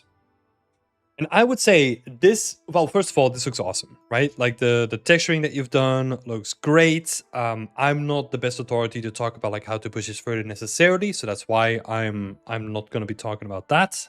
But what I think would really be cool is to really think about like the presentation of it, right? Give me something that is like in world. Oh, it could be so good. I was thinking about, you know, like it could be like a small locker room bench where you have like a weapon on like a locker room bench with like a towel next to it or something like that, like indicating that, you know, it's just going to be off duty. They're putting their weapons down. They're taking their gear off and all that kind of stuff. It could be probably a bit too much in scope, but it could be like a locker, a literal locker, like the inside of a locker with like some images and some like memorabilia in it. Could be cool. Or it could be like a weapon rack, you know, where one of your images on your presentation is just like a lot of them just stored in like a weapons locker or something like that to indicate that we're on like a spaceship. Could be cool. Could be cool. But that's what I would think about for this one, you know? I like the floating shots in the middle of nothing, right? They're good for breakdowns, but I want to see what you can do with the presentation. How can you build like the idea of a world around this? That's where it gets super interesting, right? Because now it's an individual weapon, but I kind of really want to see like what you can do with the presentation. So yeah, that's what I would focus on personally. But yeah, good stuff though. Complex. These weapons are really complex to build, so it's always cool to see people make them. And yeah, really good job on it too.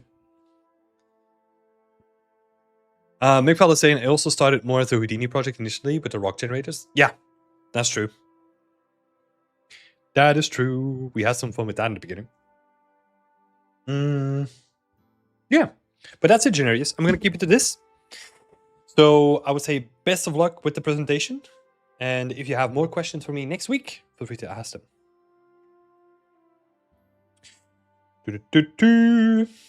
Oh, there's a whole bunch of people that I haven't had a look at yet. Ooh, okay.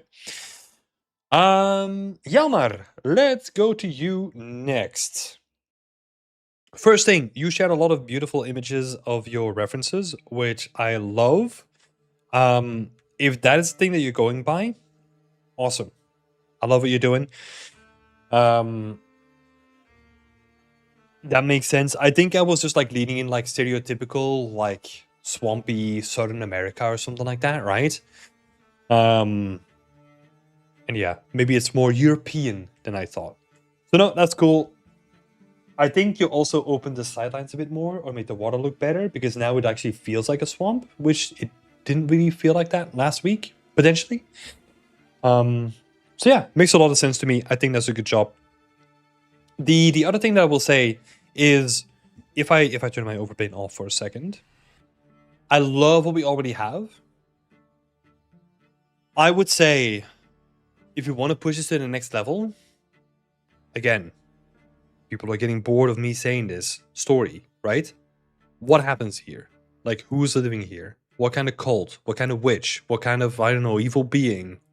What are we talking about, right? Like, give me an indication. Tell a little bit of a story here. Because now we have a hut with some moss in the middle of a swamp. I think it's a cool hut. I really do think it's a cool hut, and the textures are coming together really nicely. You're adding a lot of layering. It's cool, but it's almost like we've made, it's not an empty canvas, but you know what I mean? Like it's like a blank canvas where we can now introduce a story into, right? So let me go back to my overpaint. You know, maybe some reusing the stuff you already have, make some like symbols or like symbolism out of it, where you can make like I was immediately thinking about like the Blair Witch Project because I think that movie probably scared me for life as a kid, so that's still imprinted in my brain. With like hanging little twig dolls in the trees, something like that, right? Like that's obviously my witch angle, but you can take whatever angle you want with this story, right? And then you can do something cool with like reusing some of the ropes and some of the structure that you already have to kind of make like a drying rack where they maybe dry some fish, or maybe you make like fish netting or something like that. You know, you can do some really cool stuff by like adding in like a couple of assets that are mostly made out of things that you already have to then introduce a story relatively quickly, I would say. So that's what I would focus my attention to now, is infusing this environment with something that is interesting to look at, right? Or like elevates it. Shazar is saying, I like this a lot. Yeah, me too. It reminds me of something out of The Witcher. Nice. Yeah, it does have those Witcher vibes, right? Maybe less colorful than The Witcher 3. Because that game was really colorful, right? Maybe apart from the swamps, right? Like the swamps are like pretty dreary, if I can remember. I'm thinking about like release Witcher 3 when I was playing it, so it's been a while. And if you want to see a cool gun presentation, check out Camille Novici and his McDonald's launcher. Awesome. Yeah. That's a good tip for Generius. Kamal Noguchi. Nice. Thank you for sharing that. And thank you, Halmar, for sharing your work once again. Looking forward to seeing you spice this up, because we're getting pretty close to the end here, I feel. Well, not to the end, not as the other people that we just talked about, right? But yeah, if we just infuse it with like a couple more storytelling things, all the rest is there, right? So, this is what I love. Like I love that stage where you have built so many things where you can just like, you have like full creative freedom to just be like, hey, I'm just gonna take a couple of sticks, wrap some rope between it, and I'm gonna make like little totem poles and all that kind of stuff. Oh, you can do so much cool stuff with this. I'm secondhand excited about what you're gonna be doing. Right. Moving on to Sadvik. Doing some quick tests for composition. I don't know how to feel about it. In scale terms, it does feel very well, but it takes away from the scene. We'll try some more compositions to see how it feels. Yeah. Yeah, it is an interesting one, right? Like you would almost want to do something where you have like a massive cliff, just like on the side or something like that, so that we can see it continue on in the distance. And then have some elements in the foreground to help you like stop it from being like massive scope creep, right? Because this is the first thing that I thought is like, oh my god, if you have to texture and make this like open world stuff like really look nice, that's a lot of work.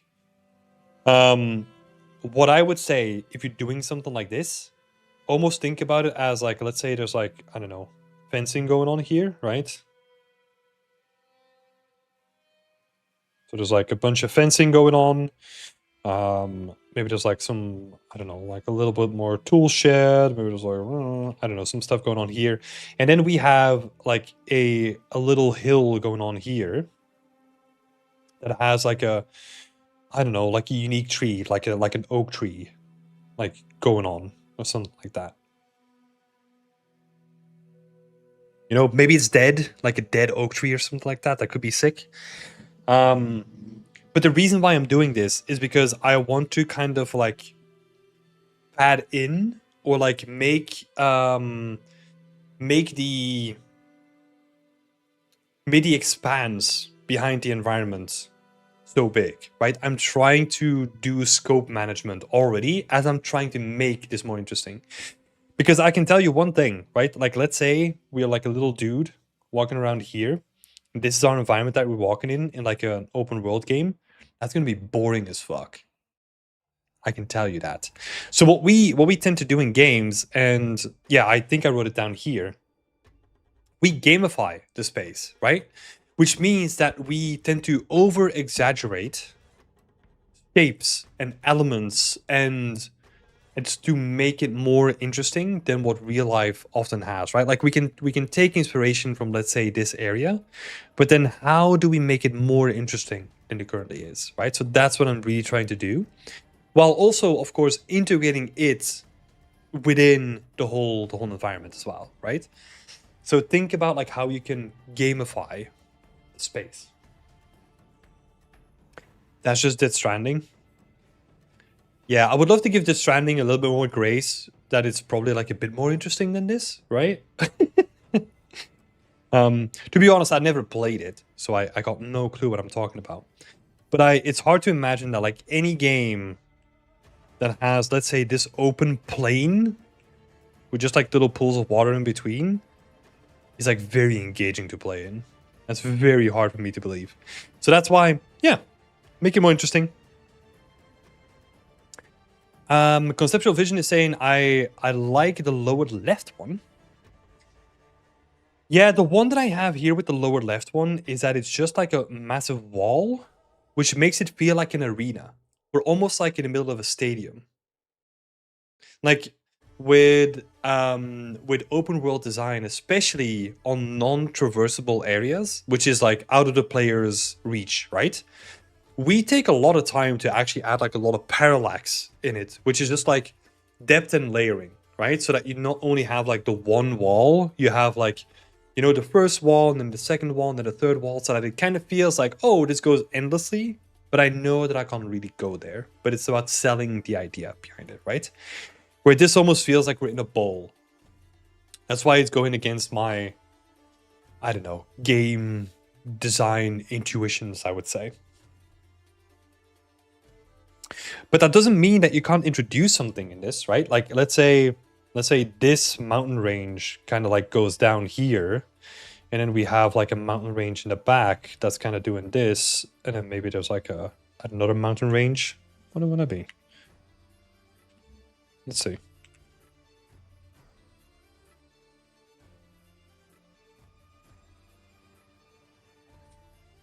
Oh, we could even make.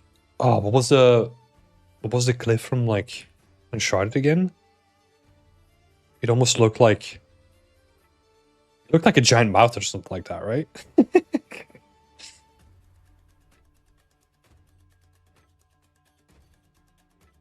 Yeah, we're not doing that. No way. But no, like we wanna do some like parallaxing effect, right? Where we can kind of see that like, okay, this is like an expansive like mountain range that we're looking into. This is not just like one wall.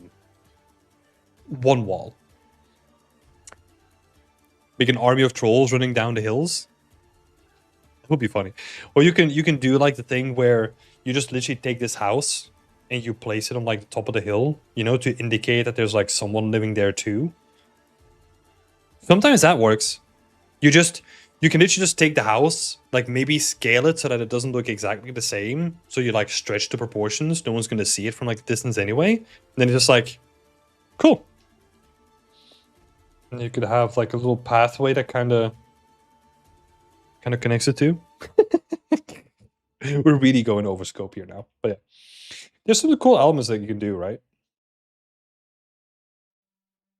Let me see. What would it would probably follow the ridge, right? Anyway, yeah, no, but like one important thing is always like think about like parallax.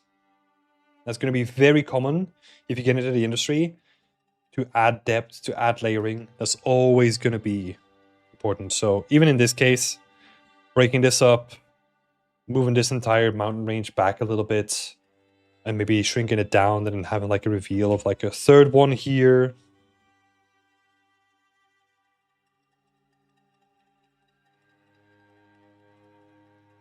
So that we can kind of see into the distance. Always add a lot of depth. But yeah.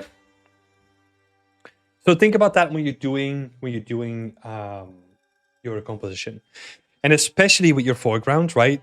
A lot of opportunity here. I know that this is a work in progress, right? But like a lot of opportunity here with the flat space, right? Just as I say that like whenever you're making something, nothing is going to be straight, everything has bevels, all that kind of stuff. When we're talking about terrain, nothing is flat. Try to make it like really interesting. Curves, have like verticality. Because even this, let's say there's like we're like rambling here, right? But anyway, let's say there's like a path here. The path can be straight, but also like if we just like move this path down and then we put like, I don't know, like small little staircases in the way where we're like going up this space now. Already way more interesting, right? So that we have like little staircases and maybe there's like a couple of staircases and we're literally climbing up to this space. And then we can have like little fences next to it. It's gonna be cool. Yeah, always think in 3D. Cool. Enough rambling there. Thank you, Sadvik. Appreciate it a lot. Smoogle. The reason why I'm skipping this one is because no question. No question at all. So this is gonna be me shooting in the dark. Let me get some context here. So currently in the early stages of working on this new environment project, I want to recreate this little area from Kingdom Hearts 2. Trying to go for a realistic... Trying to go for a realistic / stylistic art style for this. I want to reimagine this if the game was being recreated in the modern day. Okay. I'm just gonna make a note for this, right? If we're talking about like realistic / stylistic, my first question is, what do we mean by that? And this is not necessary to explain it to me, right? But whenever you're creating a project, we need to be really clear about where we want to go for a clear vision, right? So have images that you think can fit into that vision and use those as a benchmark to work towards, right? Because otherwise, I can almost guarantee that a lot of time is going to be lost by like, oh, you make like rocks that look like this and then an asset that looks like this, but they don't go together. And it's like, what? Also, Darpan, sorry, I just saw your message. You can go next. Yes. I'll have a look at your work next. Even though you're not in the running, I saw you in the list. Where did you go? Where did you go? Interesting. For some weird reason, I need to look at this. Your file doesn't get automatically set up, so that's why I never see you in here. Anyway, we're kind of going off track, so let me finish this up one first. So yeah, Smoogle, that's the first thing that I would focus on. Get a clear vision for yourself so that you can work towards that vision. Yeah, cleanly, right? Let's have a look. The second thing that I'll bring up is something that we talked about a lot today already. So we're not going to be diving into it too much. But yeah, a focal point. What do we focus on?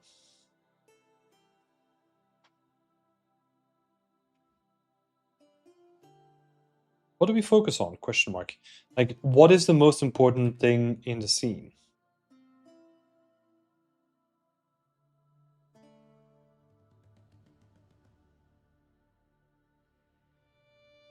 Because at this point, I have not played Kingdom Hearts 2, right? So I have no idea what this is in reference to.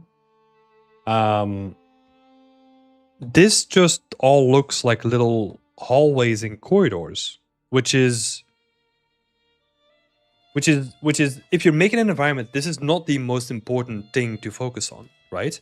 This is literally a transition, or it looks like it's a transition from like one space to another, right? So this case here is just like, okay, you just go around the corner. This case here is just you go around this corner, go around this corner, and then there was also this additional screenshot here that I don't see reflected in your work yet. But this is kind of the thing that is like, okay, this is important. This is what I want to see, but I don't know how that fits into your plan, right? So I'm pretty confused about how this thing fits in or where it is. Because that's what I'll say, right? Like you're making a couple of corridors, which is okay. But if the goal is to have this on your portfolio, let's say, then we would need to construct like a focal point around it, right? And make it more interesting. Because you could almost use these corridors to then lead up to like the big reveal where you have like a giant castle or something like that, right? That could be cool. But it needs to be in support of something, I feel. These corridors can't just stand by themselves and be like really interesting, in my opinion. So yeah. Yes. And I don't know if this is just a hobby project, right? And you're just having a lot of fun with this. Totally fine. Go ham, have fun with it. But yeah, that would be like a couple of things that I would say just to help you out. Get a clear vision, and try to define a focal point, right? Like where do we focus on? Like what are you trying to call out in these scenes? Cool. Hope that was helpful. For next time, Smoogle, if you wanna ask a question, if I can help you with anything specific, let me know, because that's super helpful for both of us. Okay, we said that we were gonna do Darpan next, so let's have a look. Let me look at your thingy. Okay, we are gonna... What do we want? We want all these images?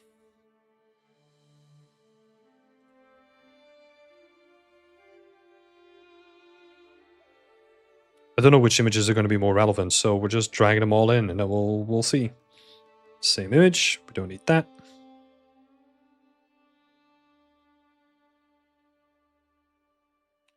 Don't need that one. It's pretty similar.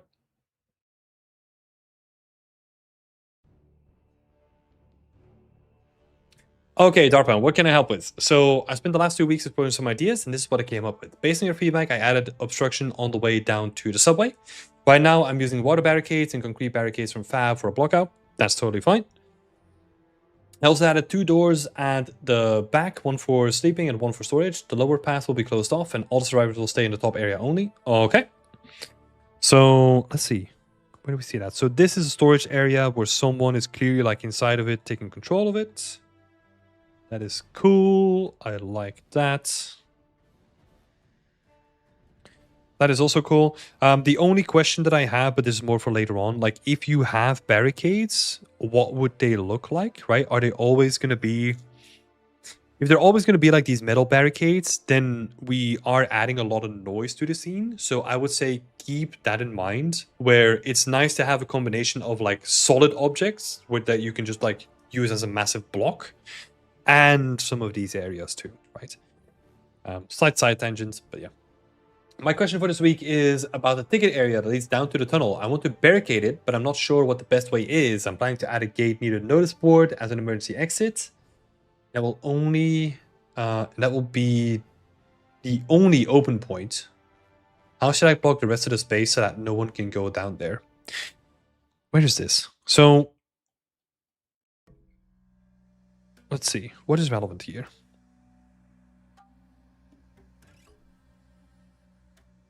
Because it's basically...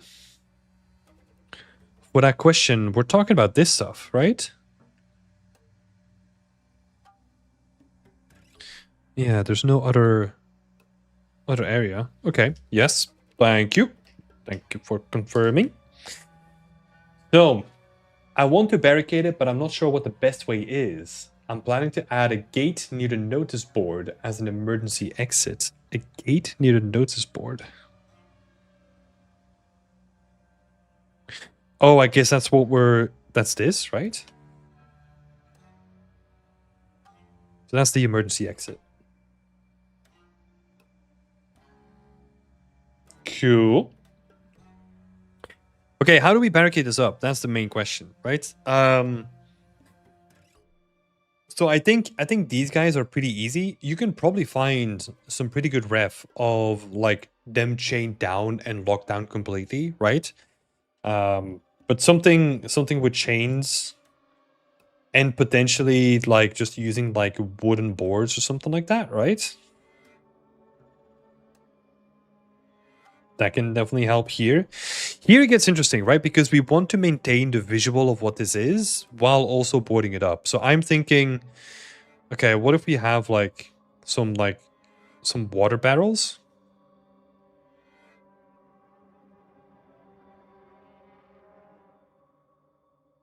Because with...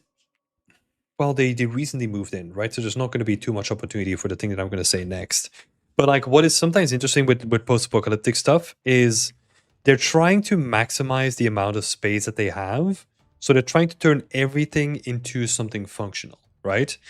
So I'm like, okay, what can we make? Like, what sort of functional thing can we make out of this?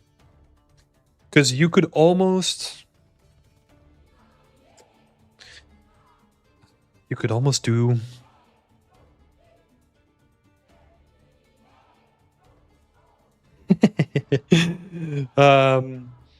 Probably... So, here's the thing. Like, my imagination is running wild. I'm going to stop myself. We're just going to block it off. I was just gonna say you could make this into like, imagine that there's like curtains. So these are like makeshift toilets now. You can go into it and there's like a toilet, but you can't see it, so no one cares. We're not gonna do that though. So yeah, let's just board them up, right? Let's just, I don't know, we can have like like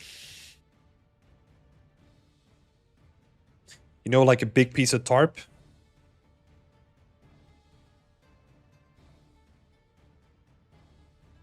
That's kind of doing like a lot of the covering up already.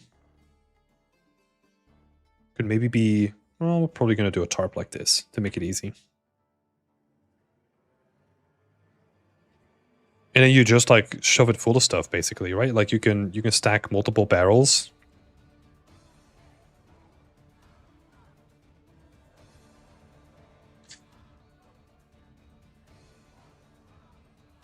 Yeah, construction curtain. Yeah, like a tarp or a construction curtain. Honestly, so I'm gonna give you like a workflow tip, right? Honestly, anything that is already in the scene that you can use, I would just use that here, right? So if you have anything else planned that you can just shove in here to kind of block it off, I would start there and then only add to it if you need it, right? Because for example, the tarp, you could reuse that from here, right? So you could have like a piece of tarp here. That's going to be helpful. You're probably going to have like a barrel in here somewhere. Oh yeah, guys, you have a barrel here. Those barrels, shove them in here. You're done. You have a tarp. Awesome. That's it, right? That's it. That's the way that I would think. Because the thing is, if we are going to construct like unique assets for a lot of this stuff, we're not going to make it. This is not going to be doable. So we already need to think about, okay, how do we make this completely functional by like already like reusing a bunch of stuff, right? And the earlier that we do that, the quicker our scene development is going to be, right?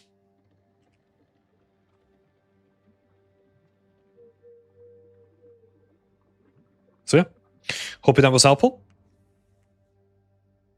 So yeah, reuse as much as you can.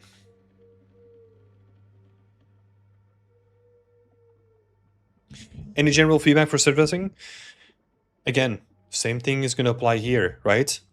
Reuse everything that you can. I think I already see a lot of potential with just generic stuff. Use as much generic stuff that you can to already fill up the space, and then only spend your time on making unique assets where you need to, or else you're not going to make it, right? Just from a production perspective, same thing. Sometimes you just have to throw stuff into the scene and try stuff, right? That's that would be my advice.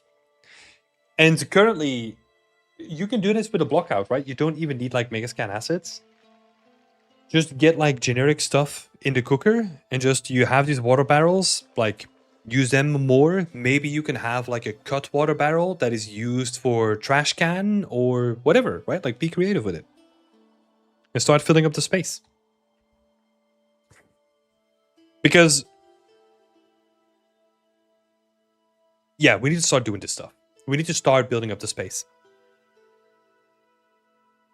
Because I can tell that there's hesitancy, that you're hesitant to start filling up the space.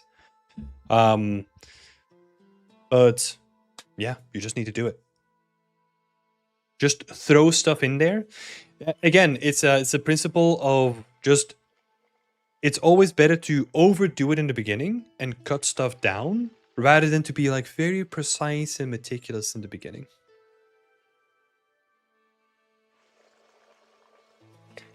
It's just that the space in the front of the ticket entrance is so empty. Yeah. Fill it up then, right? I mean, I'm sort of sounding like very direct about this stuff, right? But like this is literally, this is not a good explanation, right? But like what I have sometimes is that I'm walking to a space that I, for example, in a production environment, right? I walk to like in like a space that is partially set dressed. If I have the feeling that like a space is empty, then my immediate thought process is like, okay, what can I do that fits within the story that allows me to fill the space up with something that is ideally reusing something from someone else, right? And if not, what can I do that is like easy to produce that is going to fill up the space that is still relevant to the story that I want to tell? Yeah. Cool. Thank you, Darpan. Next up is Valentine. Valentine, where are you? Oh yeah, Meteor Campsite. I had some ideas about this too. And this is going to focusing on story again, right? So the story here is a traveler found a meteor and wanted to bring a piece of it with him, and spends the night sheltered in the corner of the large rock. Which is cool, right? I like that, like the traveler is camping here. We see them chopping firewood and all that kind of stuff. But you know what is missing? The traveler is here for one specific reason.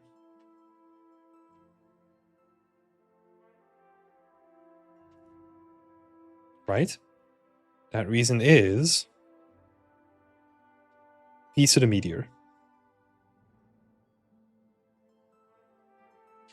Because if we just have a campfire and we have like the wood being cut and all that kind of stuff, that indicates that they are just staying the night, right? And they might just stay the night here because they like the look of this like cool little meteor that you're creating, right? But we're not seeing that he's here to grab a piece of the meteor. So how do we then visualize that, right? We need to have a space where, I don't know, maybe there's like a pickaxe like stuck in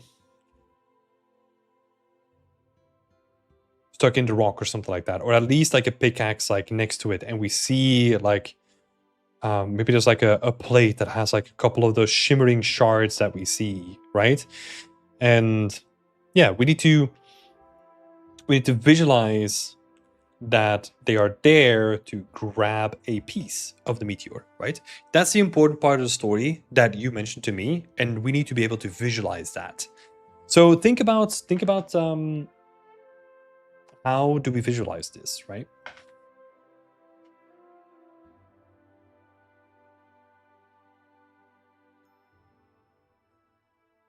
And that would be the focus to focus on next. Like try to try to tie it together by using the story.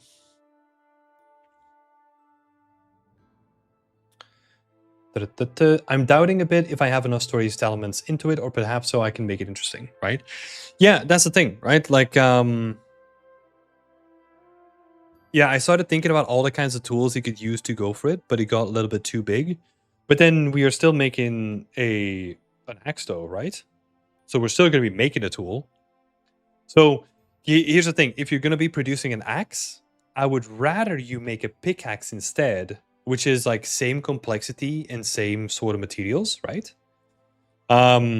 Compared to an axe, right? Because the axe is somewhat irrelevant to the story, right? It's more like a supporting thing why he got like the fire for the fireplace in the beginning, right? But I think you can almost make like the fireplace out of just like little sticks that he just found around. It doesn't have to be a tree that he cut down, right? So yeah, in terms of like importance to the story, I think the pickaxe is going to be more interesting than just a normal axe.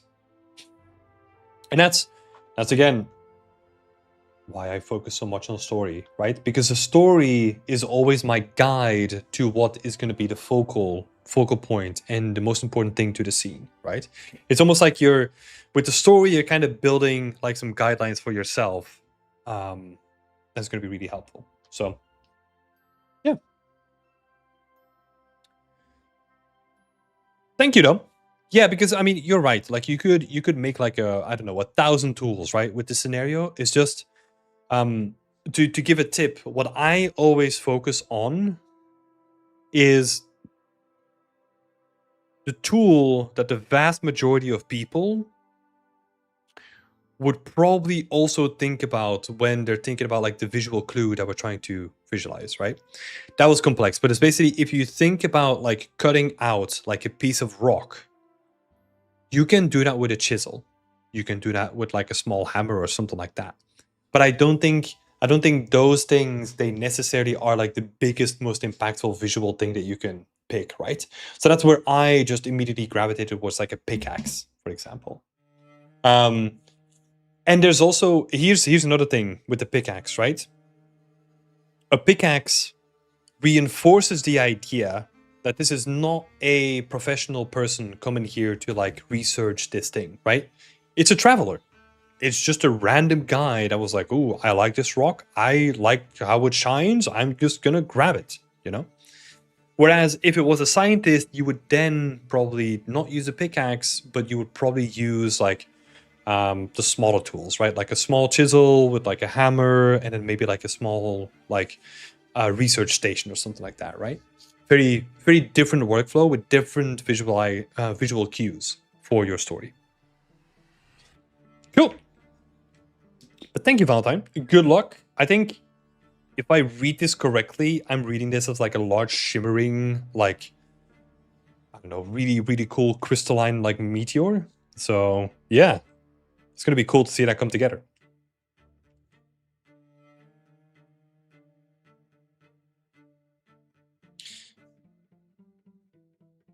Asking 2 questions, not allowed.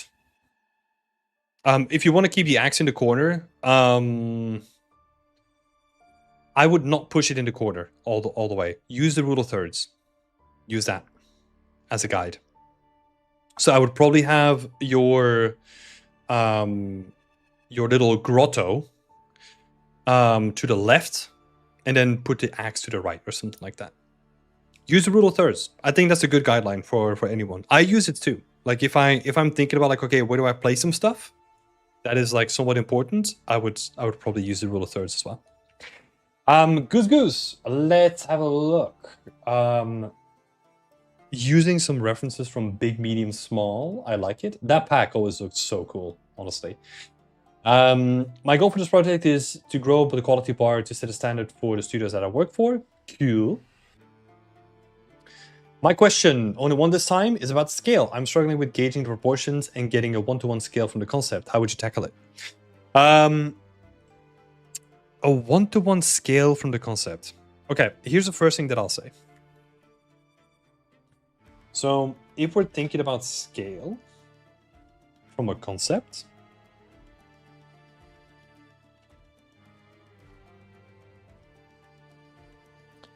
I would not use a concept as a way to track scale. I'm pretty sure that Jama Jerobayev did a good job about like keeping proportions, right? Because he's doing this for a long time. However, what I would always lean on is real world ref. That's what I would lean on.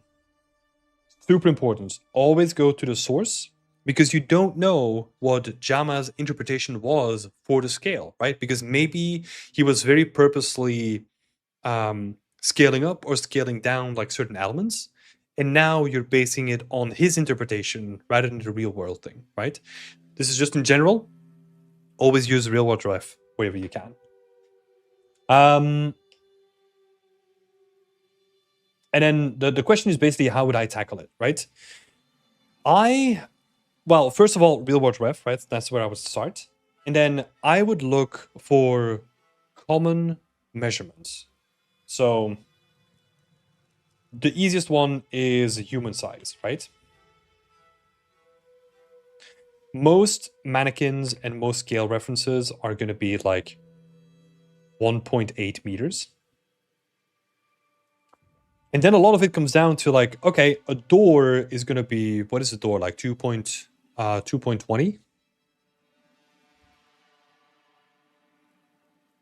A door is going to be 2.20, let's say.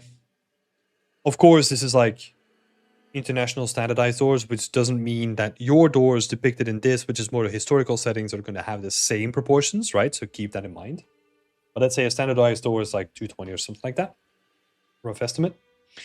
Now we kind of have some rules that we can stick by, right? So let's say this person from your real world ref is 1.80 meters. Then I know that this door, for example, is already pretty big, right? So this is going to be a big door. Let's say 3 meters.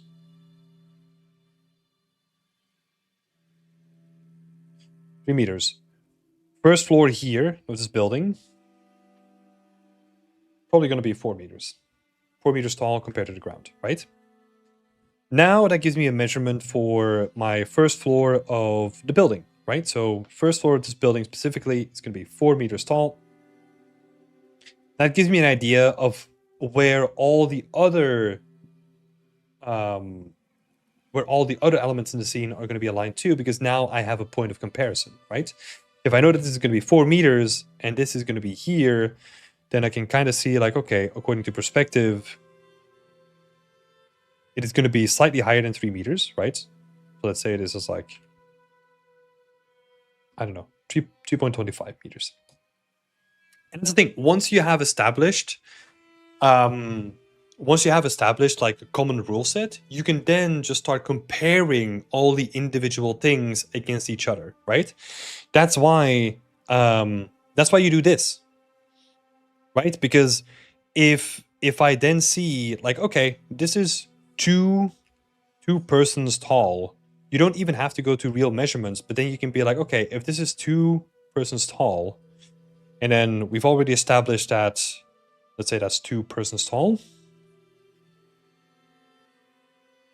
Let's see. Because right, so if this is 2 persons tall, then we can kind of have a look if this person is going to be stacked on itself, like against that wall. Would that make sense? Because we have a point of comparison here, right? Roughly, because this person is here, and then we can just say like, okay, we're just going to grab you. We are just going to move you over to the side. And now we can just duplicate you twice. And then we see that it is going to be slightly taller, right? If we do like a very rudimentary comparison here, right? We can kind of see that it's like slightly taller based on our comparison. And that's usually a way that you can do like comparisons between like, okay, in this scene, this person is here. So if I then like take perspective and extrapolate that to the nearest wall, then I can see like, okay, this is the height of the wall roughly, right? And then at a certain point, you have to like kind of look at the bigger picture and to see like, okay, does everything in comparison to each other start to make sense? So yeah, real world measurements, use human scale, use a door, and always revert back to humans.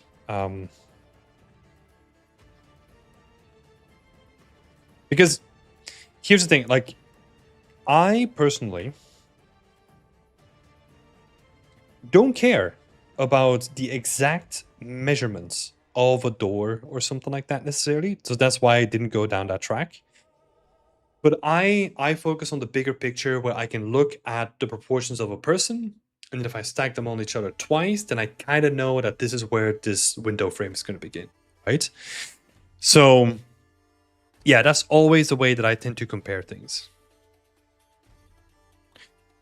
And then of course, there's a good old method of just doing this.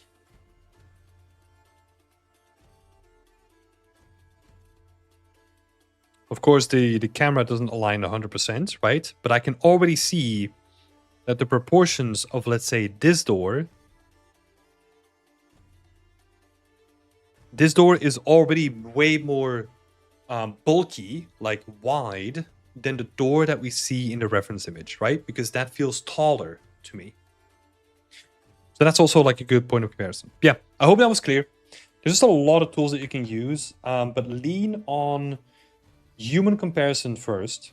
Always get mannequins out. Try to find like reference point in the images that you're going to use, and then see what the measurements are roughly for those given things, right? Extrapolate from a human to a door to a window, and now we have a lot of a lot of things that we can compare in this image.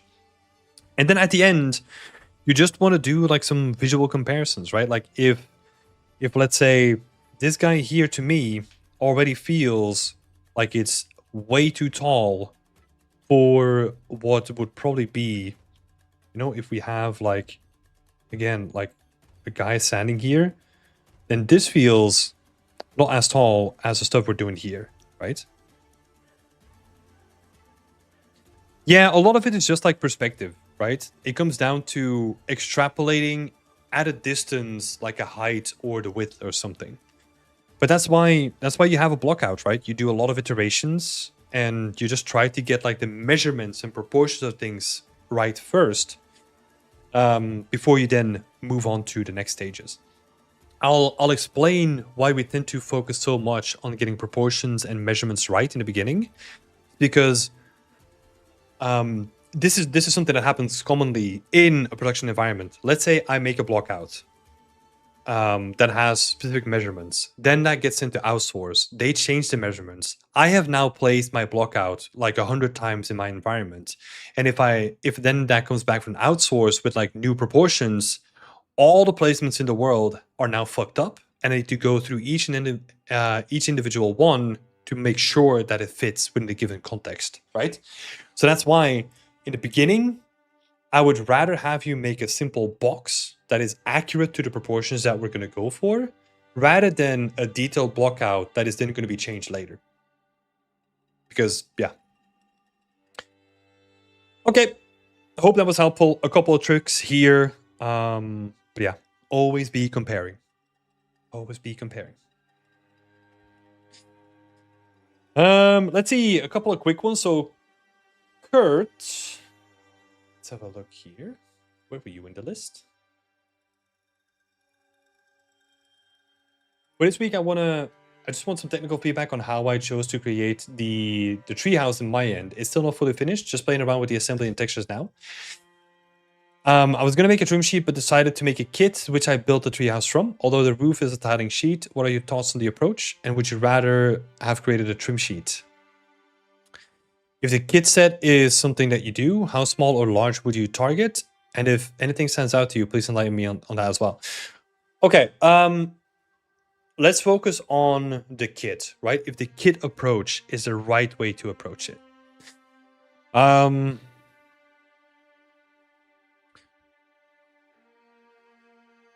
Yeah, I honestly see that there's nothing wrong with this. The main thing that I'm curious about is if you made the kit in Blender, or did you did you assemble the kit in Blender, or did you assemble the kit in Unreal? The reason why I ask that question is because if you do it in Unreal, you can use instancing, right? Compared to in 3ds Max, where you make it a unique mesh, and then we cannot rely on instancing. For something like this, honestly, it's not going to matter too much. I'll be honest. Like, if you just combine this into like a single asset, I don't really care too much about this. Because, to be fair, we're not talking about performance here, right? We're not making a modular kit. We're not building a giant city. If you just want to go for looks and you're using a kit for that, totally fine. The instance approach would be more for like, let's say you make like a big city and then you want to optimize like an entire city all at once, right? So this is totally fine. I can't really see anything wrong with this necessarily. Yeah. And then yeah, you were adding to it like how large or small. Oh, how many kit pieces do you need, or would you target? There's no set target, right? This is something that I'll say to anyone who makes like a modular kit. It's all about what you need, because there's no set target. If you have like all the things that you need already in your kit, then you have a good modular kit, right? That's it. Pretty simple, honestly. Pretty simple and straightforward. Well,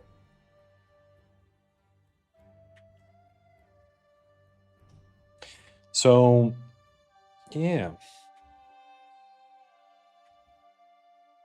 Hello, can I paint, please? God. zoom it in and out to refresh the panel. Cool. Yeah. So kit.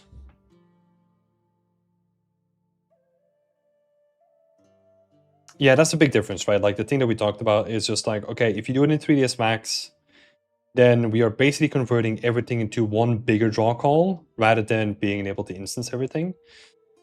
And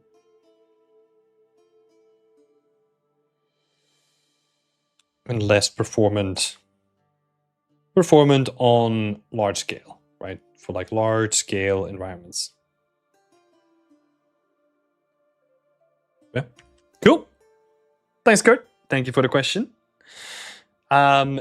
Let's go for Elena next. Fisherman Hub, extra polish. Let's see. I have this semi-finished piece here that I would like to work on just a little bit more for like a week.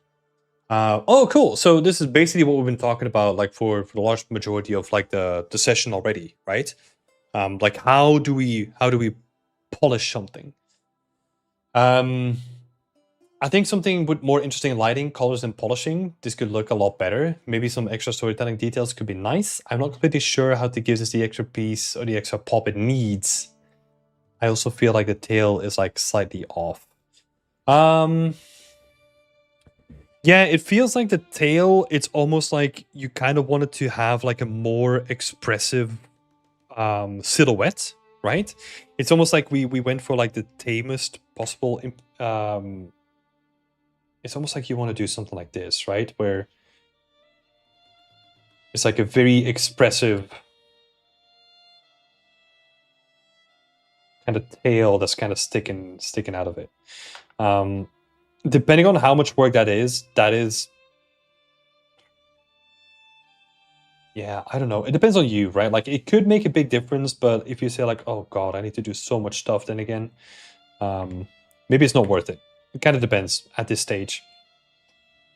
What I would say is immediately, here's a tip. Rule of thirds. Let's have a look. Immediately we can see your fish house where the majority of the focal point is going to be, right? You want to have the fish head and all that cool stuff coming out. Is pushed way too much to the left. So if we can scoot that in, or maybe zoom the camera out a little bit and give it more space, you know, that would also be nice. Because we kind of wanted to be around like the convergence of like these points, right? I think the rest of the frame, like where you have like I like the way that, for example, we have like this kind of curve going up, kind of pointing you towards the fish. It's quite nice. I like that. And it is beautiful foreground elements too. That works really well. I think we just need to extend the scene just a little bit more to this side, so that we have like a little bit more space that we can work with here. So that would be a thing. Also look at your composition, the rule of thirds.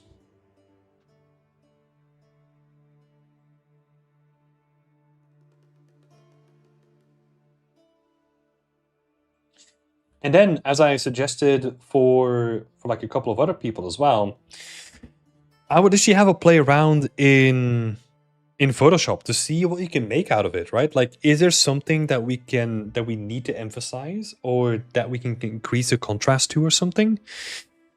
Play around in Photoshop, you know, like see what you can do. I'm gonna push the exposure too much, but maybe it's just like a slight bump. So exposure, and then we'll see what else can we do.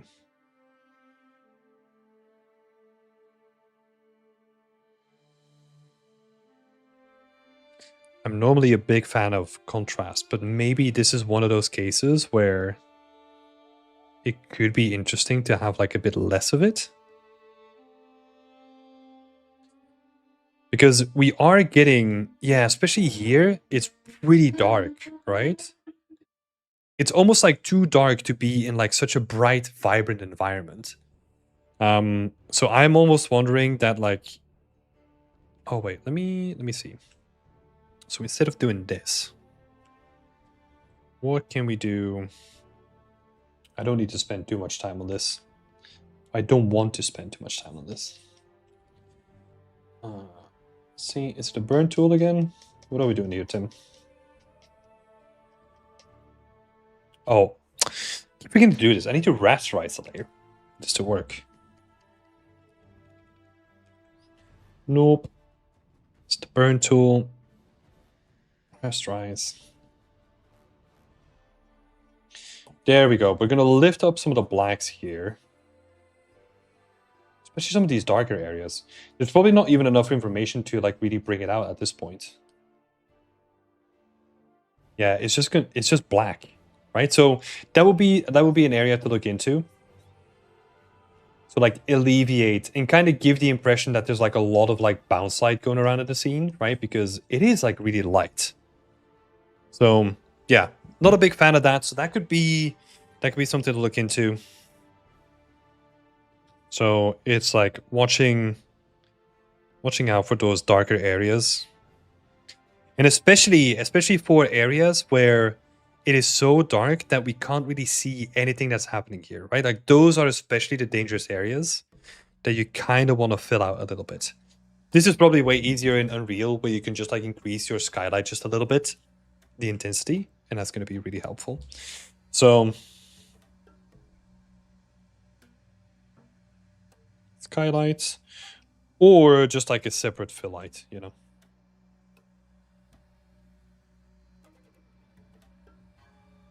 To kind of fill it out. Cool. Cool. I like your separation from like all the layers, right? Like how you use the clouds in the background. I think that's really sick. Cool. I think you mentioned a couple of like extra storytelling bits. I think there's already like a lot of character and storytelling into this, so that's not the thing that I'm missing necessarily. So I wouldn't necessarily worry about that. Oh yeah, you can even see like the change that I did. I tried to lift it up as much as I could, but it's still not enough, I think.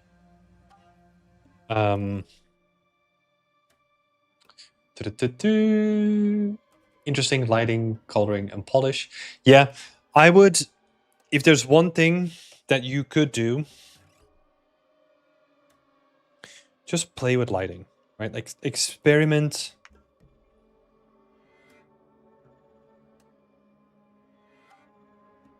Because technically, from like a technical aspect, or well, not even technical, from like an artistic aspect, I think you've definitely picked the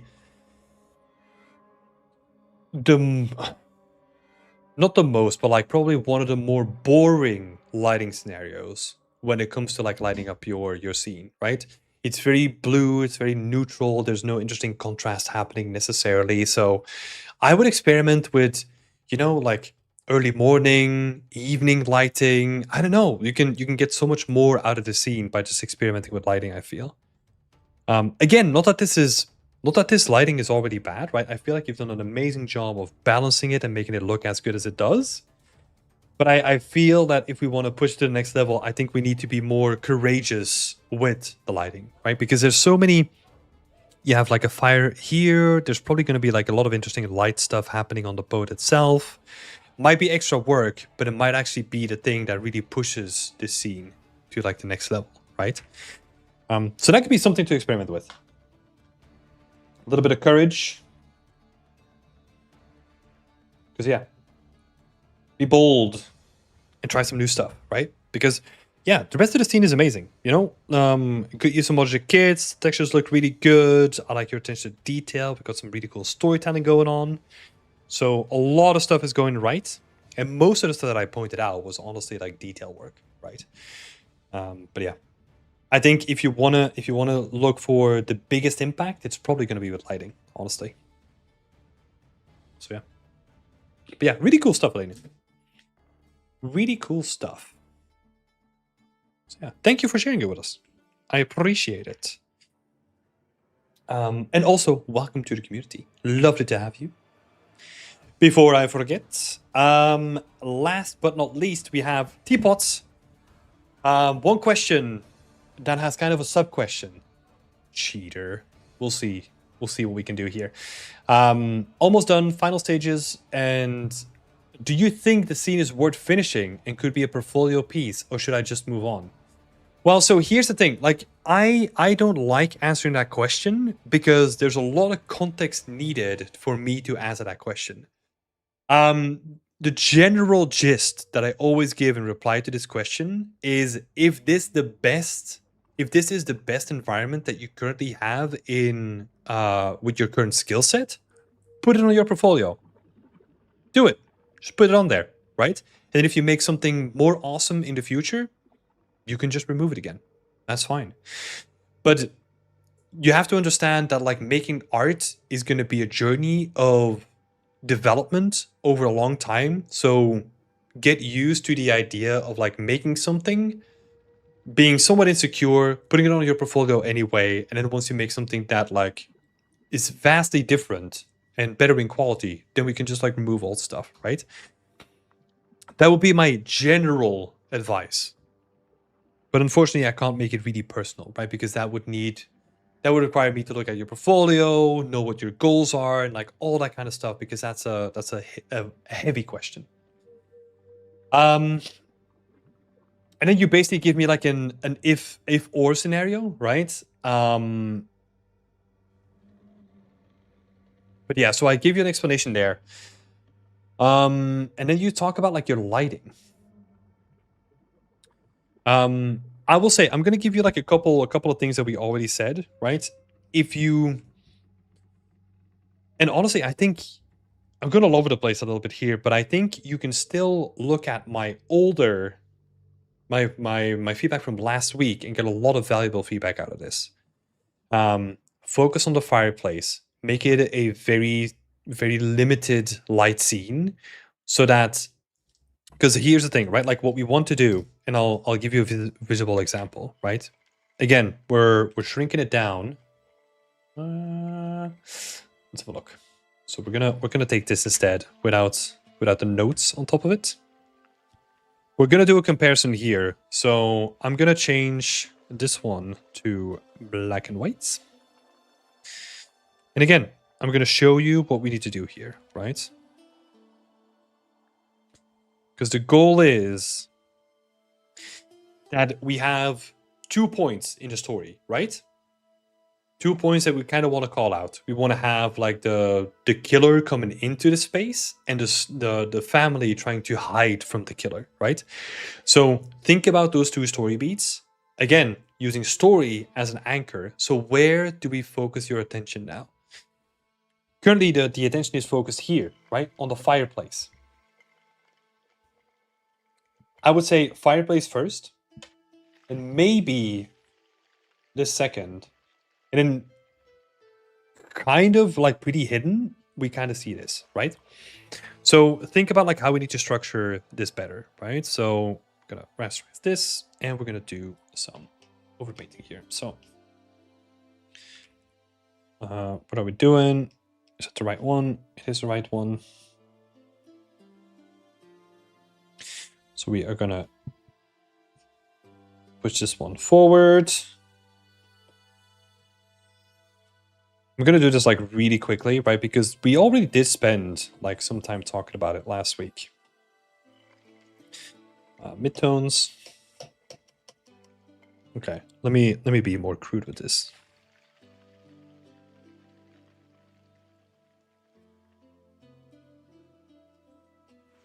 Right, so we're gonna decrease everything that's not important to the story. See? You can already see what's happening, right? Just decrease this.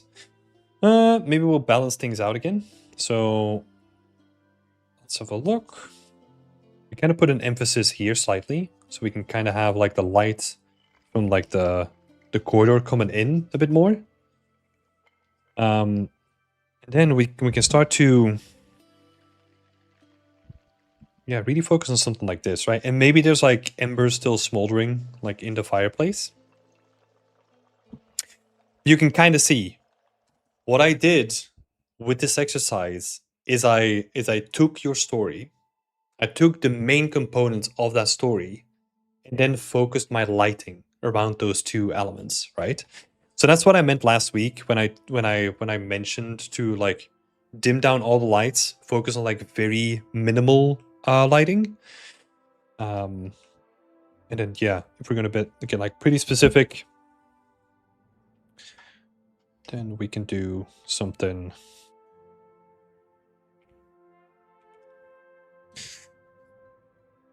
like this, right? Because this is also gonna be dark. That's also gonna be dark. Maybe not as dark, but hey, you get the idea.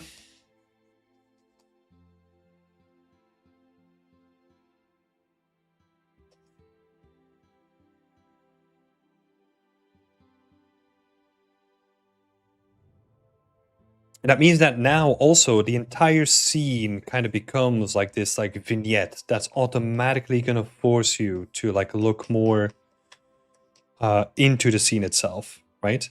So the darker we make the surroundings, the more it's gonna be about like those core elements, right?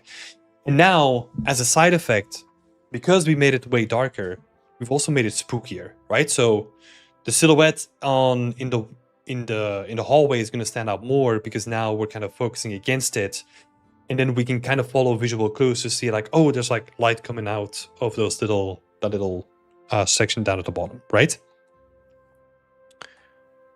And that's why it's always interesting to look at your values to kind of see from like a very visual perspective, like, hey, where am I trying to get people to focus at the moment, and how can we better align that with the story that I'm trying to tell? So I hope that was helpful. I hope that was like illustrative of where the scene, in my opinion, needs to go, right? So that we can sort of have something here. The last thing that I'll say here is one thing that I also always think about is because we can how should I say this? We can add a hierarchy into things, right? And this is in this example, I purposely didn't add a hierarchy into it because they're pretty much balanced in the same way, right? But let's say if you want to focus your attention here, then pretty simple, right? So what we're going to do is, if that is going to be your main focal point, we can then just say like, okay, cool. So this guy needs to stand out even more than he already does, right? Maybe I need to do it on the right layer. Along with that.